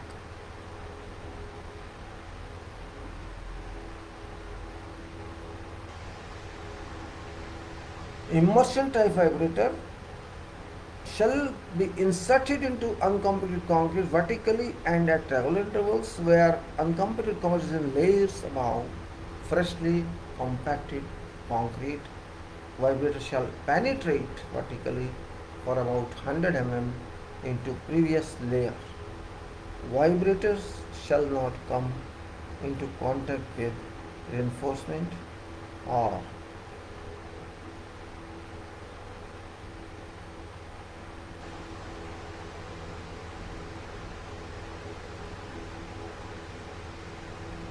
so this is page 85. No problem. Let's say again 100 mm into previous layer. It shall come vertically penetrate 100 mm into previous layer. Vibrator shall not come into contact with reinforcement or formwork. Be careful. They shall be drawn back slowly from mass of concrete. They shall go at regular intervals and this will be taken 100 mm into previous layer and they shall be taken back slowly from mass concrete so as to leave no voids. Internal type vibrators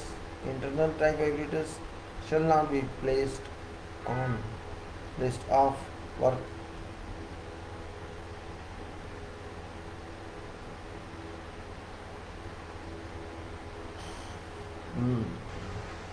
So it says they shall be drawn back slowly from mass concrete so as to leave no voids internal.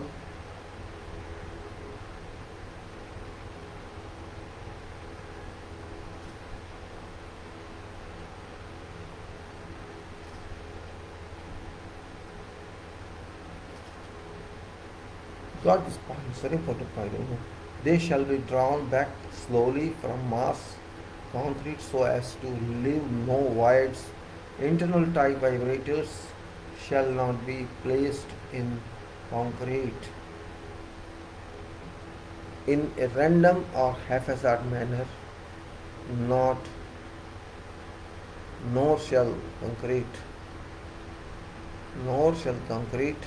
be moved from one part of work to another part by means of vibrator. Now, operators shall be trained in use of vibrators. Operators means you can take from your workers. Foreman shall have a minimum of 5 years of experience in, in supervision of placing concrete.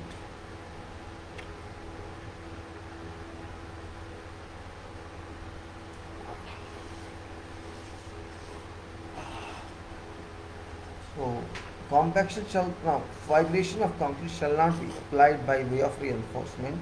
Operators shall be trained in use of vibrators. Foremen shall have a minimum of 5 years of experience in supervision of placing concrete. Vibration of concrete shall not be applied by way of reinforcement.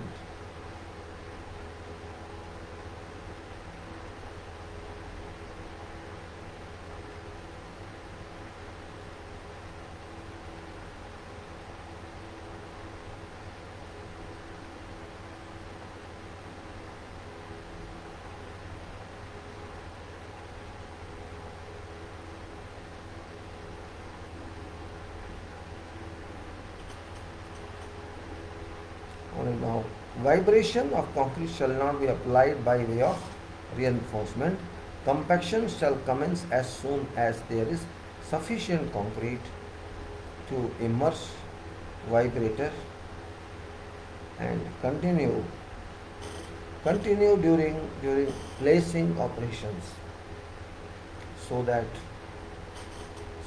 at no time shall there be a large volume of uncompacted concrete in formwork.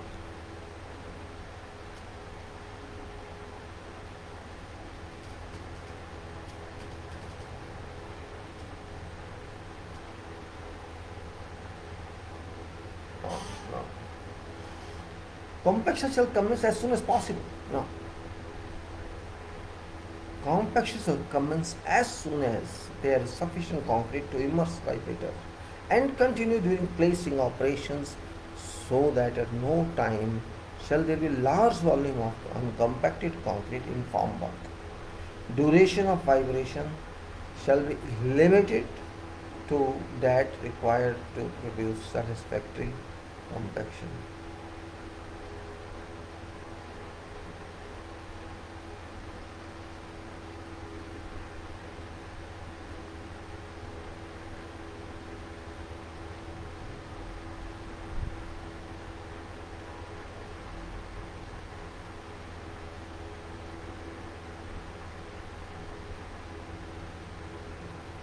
Alright now अब चलते हैं धीरे क्या था duration of vibration shall be limited to that required to produce satisfactory compaction without causing segregation. Vibration shall on no account be continued after water or excess grout has appeared on surface.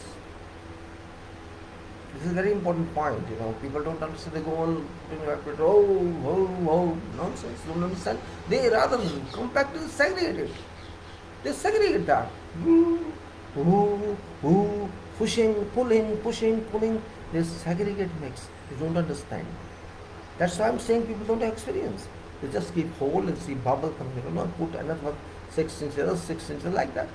Duration of vibration shall be limited to that required to produce satisfactory compaction without causing segregation.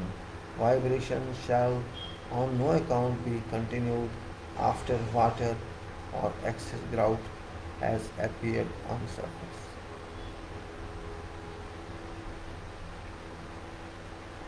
Then during placing of reinforced concrete, a competent steel fixer and a competent carpenter shall be in attendance on each concreting band.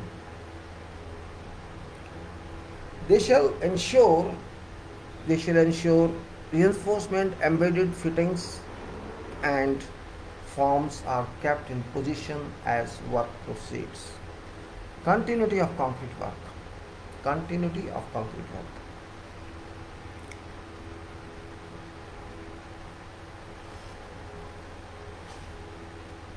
There's no matter.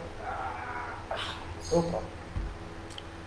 Whenever instructed by engineer, contractor shall carry out work in such a manner that placing of concrete in any particular section of a structure shall be executed without any interruption, whatsoever, from beginning to end of operation. Casting of concrete shall not begin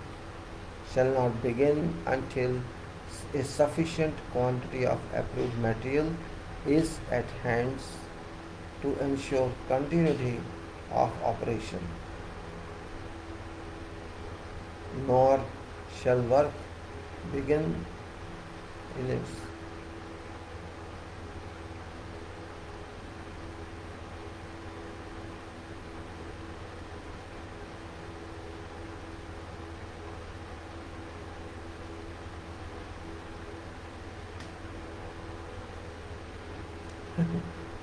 casting of concrete shall not begin until a sufficient quantity of approved material is at hand to ensure continuity of operation, nor shall work begin until there is sufficient equipment in reserve in case of breakdown.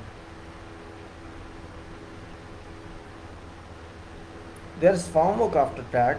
Let us review first of all what we have done on this concrete material. That is more important. Formwork will start next, but we have to be clear about what we have learned in this all. This is transportation and placing of concrete.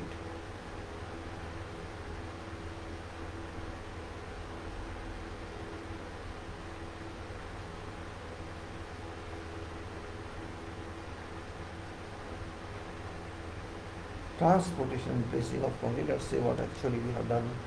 We understood by that. In brief, we can do that once, because time is also not very, there's just some 15 minutes more. So let's go through brief and see how can we conclude today so that we can start form work after that.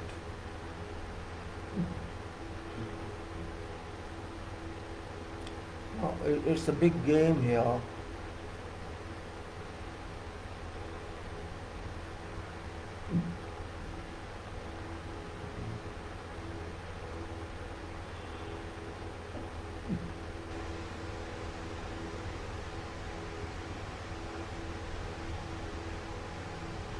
So let's start from this. This is concrete plants. Yes, ready mix concrete. Let's start from this. Concrete plants, ready mix. We tried this ready mix concrete chapter. It's complete given here what journal it's what is ready mix, what manufacturer does, and how it works. You know that very well. Manufacture of ready mix is for use in government projects. It doesn't matter where it is.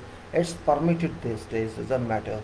So engineer must be satisfied, contractor satisfied engineer for material used in ready mix concrete comply with the specifications and manufacturers individual source of proposal. Supplies are adequate to ensure proper and timely completion. So RMC is very important, to be very frank, being very big part of civil construction. RMC is most ready mix concrete, very important, but should be based on quality plant and quality processing, quality mixing. If plant is well organized, it's automated, it's advanced plant, duly calibrated and very functional. We have to use that plant. It's very important. Engineer wants to know as far as efficient one, this is quality one, this is properly calibrated, well maintained, and there's a good provision of storing materials, raw materials such as aggregates and all this. There's good bins and silos for cement or for other medicine additive on that in a good way. Though it may not be really a 5-star office, it can be a small office with all information I should have.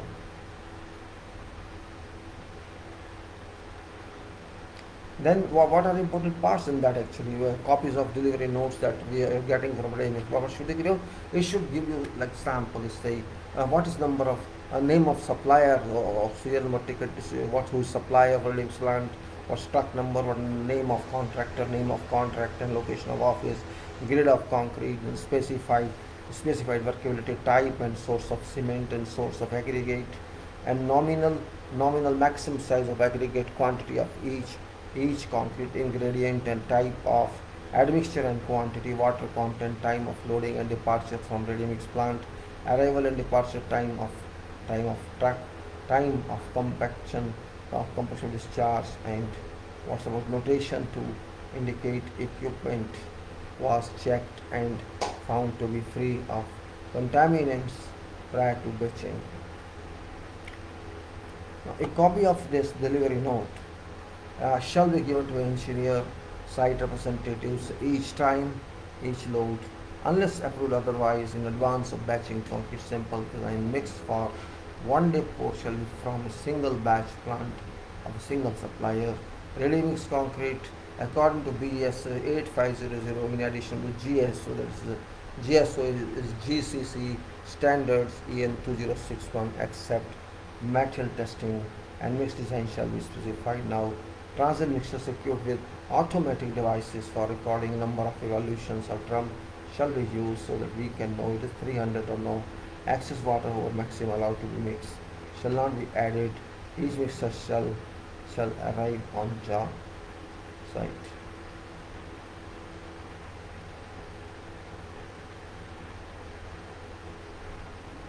Now then it's the excess water over. So transit mixture equipped with automatic devices and excess water over maximum allowed by mixer design shall not be added. Each mixer truck shall arrive at a job site with its water content full container full. In event that container is not full of concrete test give a greater slump then acceptable load shall be rejected. Shear temperature and concrete temperature shall be recorded at point of discharge or per or the method material in depth.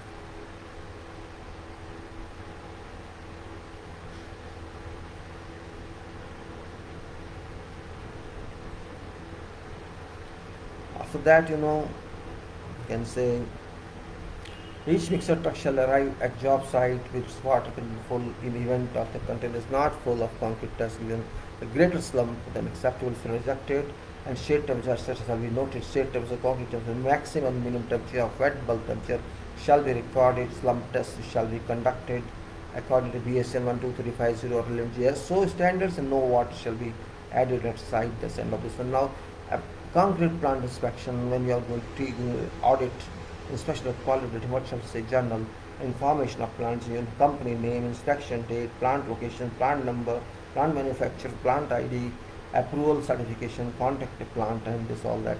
Then factory conditions, a concrete floor with slope and hard and slab surfaces and floor cleaning plant implements and drainage system separated place of waste material and separated place of washed and then material storage in cement and cemented materials including blended cement, silos of cement and outside cleaning for cement, smart cement scaling calibration and reflection color for cement.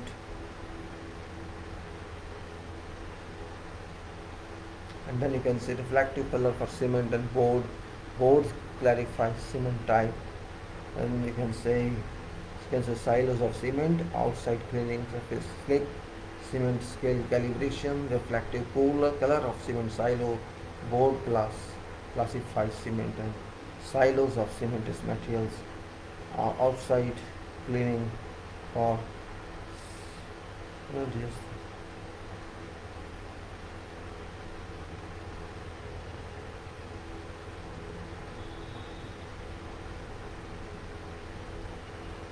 now say after that, I can say very important point is outside cleaning. Now go to cementous scale, scale calibration, reflective color for cementous silo, board clarifies cementous statement, cementation materials access or use pattern, strength, aggregates shedding, aggregate separate underside, aggregate separation, aggregate scale calibration, cover for conveyor belts and board clarify aggregate type and effective method for checking level of metal. Water and steel supply, water pipe insulated one, chiller using an ice plant of nitrogen cooling and water gauge calibration, admixture supply, additive storage size, silos, additive gauge calibration, board clarify, admixture type and all admixture, all excess of use protected under shared vegetation. agitation.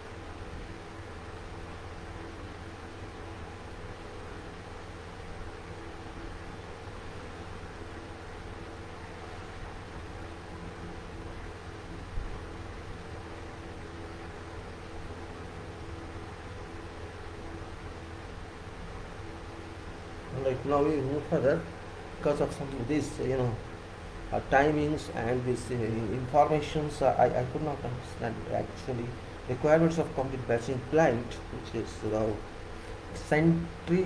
certificate validity and wait a minute. Yes, certificate validity and computer control, plant type and computer printout, calibration validity, cleaning of plant plates, and the laboratory conditions. So as you say, what they do in laboratory, they have to. This according to QCS 2014, what they have to test is given in this: grading, fine contents percentages, fines quality, clay lumps and friable particles, and lightweight pieces and organic impurities, water absorption, and particle density, and shell content, and flakiness index, and chloride contents, and sulfate contents, and soundness, and Los Angeles separation, moisture content, and compressor strength, and other tests. And specimen testing at inspection times, method of slump test, the curing of samples, water temperatures of curing tank, concrete temperature at plant and concrete slump at point, and equipment is compression testing machines, sieves, balance, thermometers, and then recommendations and plant representative information, all that's form you to fill. And then it has the concrete now transportation placing of concrete, which you have gone through, and which we have said that here this is transportation placing of concrete, which is general, and that is as well say references we have given of ACI and all that. Some meters you have to get them a whole, and some it is very important from point of view because method statement shall be submitted for approval for major concrete temperature, which is plant rate of progress. This is plant rate of placements, number of batching plants, number of trucks, number of positioning of pumps, pour sequences, quality control measures, spares, equipment, other factors that might affect placing of concrete.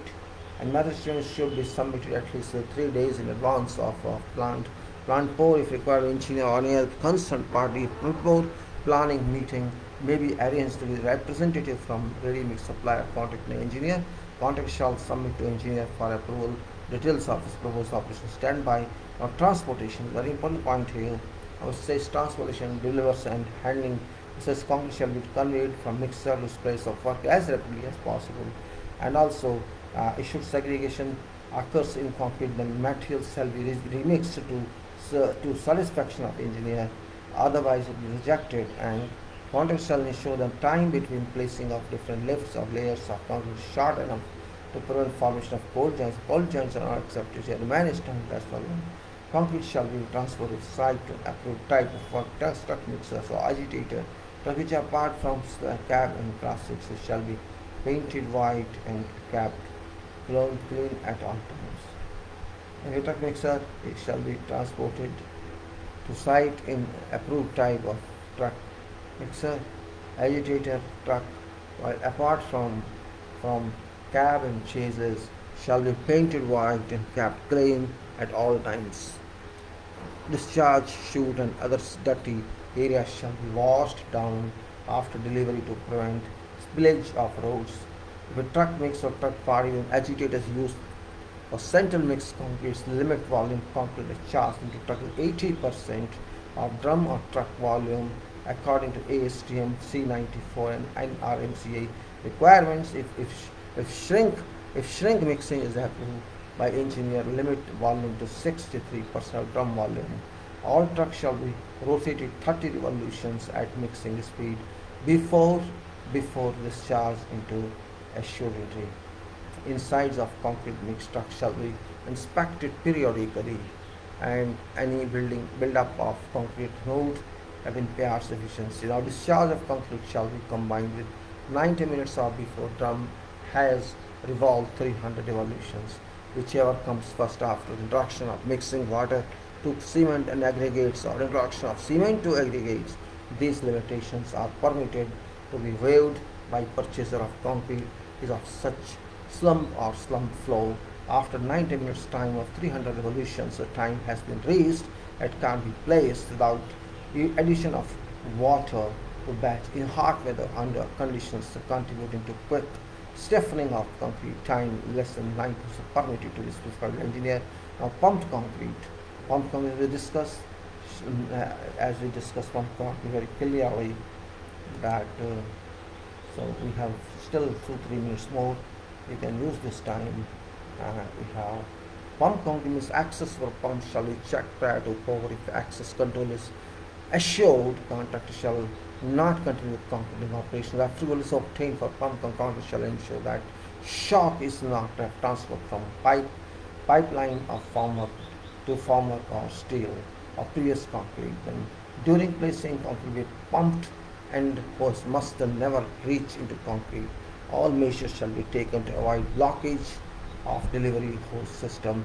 Compaction of concrete shall be carried out as per standard practice procedure. Grout shall be pumped through concrete pump to provide initial lubrication. Initial discharge of any pump concrete shall not be incorporated into permanent works, and way of concrete is conveyed by chute or pump plant shall be of size and design ensure continuous flow of chute or pipe.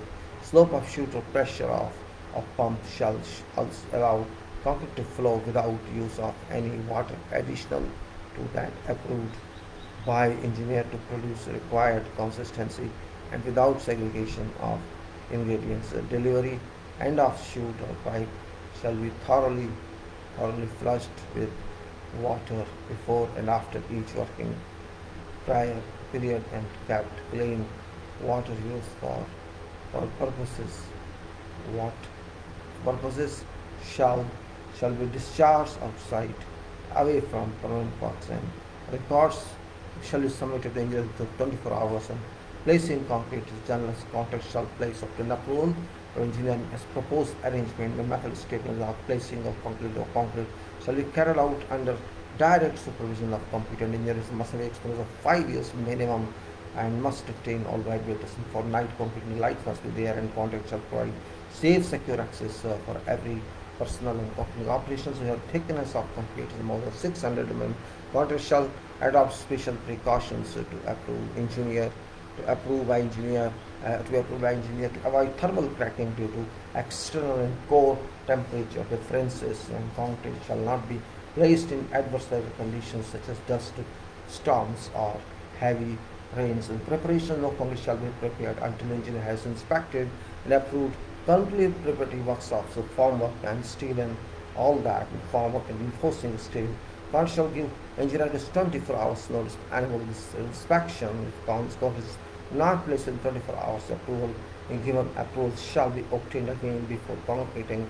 Inspection shall be made immediately prior to concrete check the cleanliness of forms and wood forms unless lined shall be oil wetted and water in the placing concrete. Reinforcement shall be sprayed with small amount of water prior to starting pouring. Reinforcement shall be secured in position, inspected and accepted by engineer before placing concrete, all inserts for sewing or bolt seals and other embedded items shall be accurately located using templates to appropriate and held securely to prevent displacement during placing of concrete. Aluminum items shall be completely covered and protected when embedded in concrete, except as shown on drawings. No fixtures shall be attached to concrete by sharp fixing or trailing without accepting of linear, notwithstanding any such authorized concrete shall be responsible for all damages so caused concrete and are good.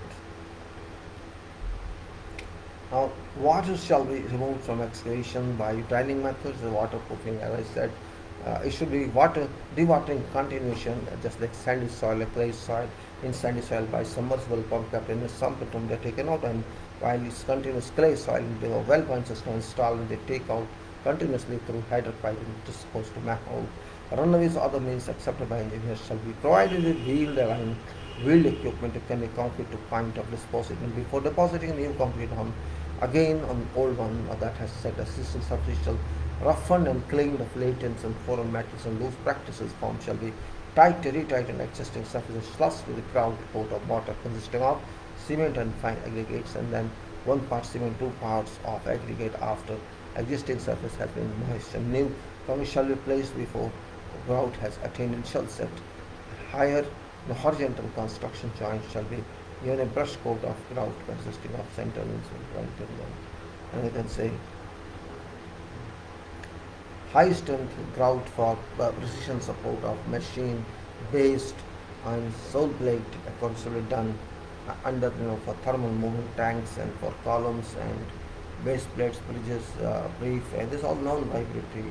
Placing concrete shall be placed in final position before before initial initial set has commenced, and shall not be concrete shall be placed carefully in horizontal layers. It shall be kept at even height throughout what depth of layers and shall be placed in layers shall be such that each can be merged into previous layer before initial set takes place, and like that concrete shall be allowed to slide or flow or down slopes, and that's okay. Concrete placed in horizontal slabs and borehole soils. Concrete dropped into places shall not be more than 1.5 meters, and concrete shall not be placed in standing water. Shall in the initial setter has contains water content more than 1.5 hours of the minimum conditions whichever comes first shall not be deposited in water. So concrete has attained its initial set or has contained its water content more than 1.5 hours. The cold weather conditions shall be according to EN 199-211, and then hot weather conditions shall be according to part 15. Special care shall be taken to protect law, new concrete and all that. And then wet weather conditions, the concrete shall be adequately protected, and no concreting shall be carried out during period of continuous heavy rain unless it is completely covered during mixing temporary and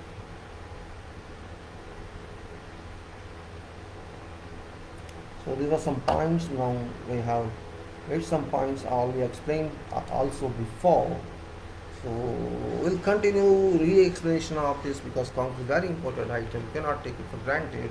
If concrete is bad, as I said, all items are bad. Concrete is very important activity. You cannot take it like child does some work. It's a mature job. Only experienced people should attempt concrete. Placing is very important, more than design. If concrete is not placed or if it fails in testing, it's a big problem for everybody. If it fails in its compliance with from everybody, because your design means your concrete work on site is the result of design. If your design is good, concrete is good. It's not like that. If your concrete is good on site, your design is good. If your concrete and your reinforcement and all the whatever is given in designs, if it's done on site carefully, complies with everything, your design is successful. Or if your concrete is not good, your design is. You try to understand this point is very important. That's why I'm stressing. I will take full time on this, and I'll repeat it also, and then I'm going to form work another. With this, I say I understand you realize this point. I'm very serious about this issue. I have seen quality is very good in this country. People are not very serious because engineers are not very serious, foremen are very serious, and if you're not serious, I can't help it. Thank you very much. With this, I close this. I hope you will get this point. Thanks, gentlemen.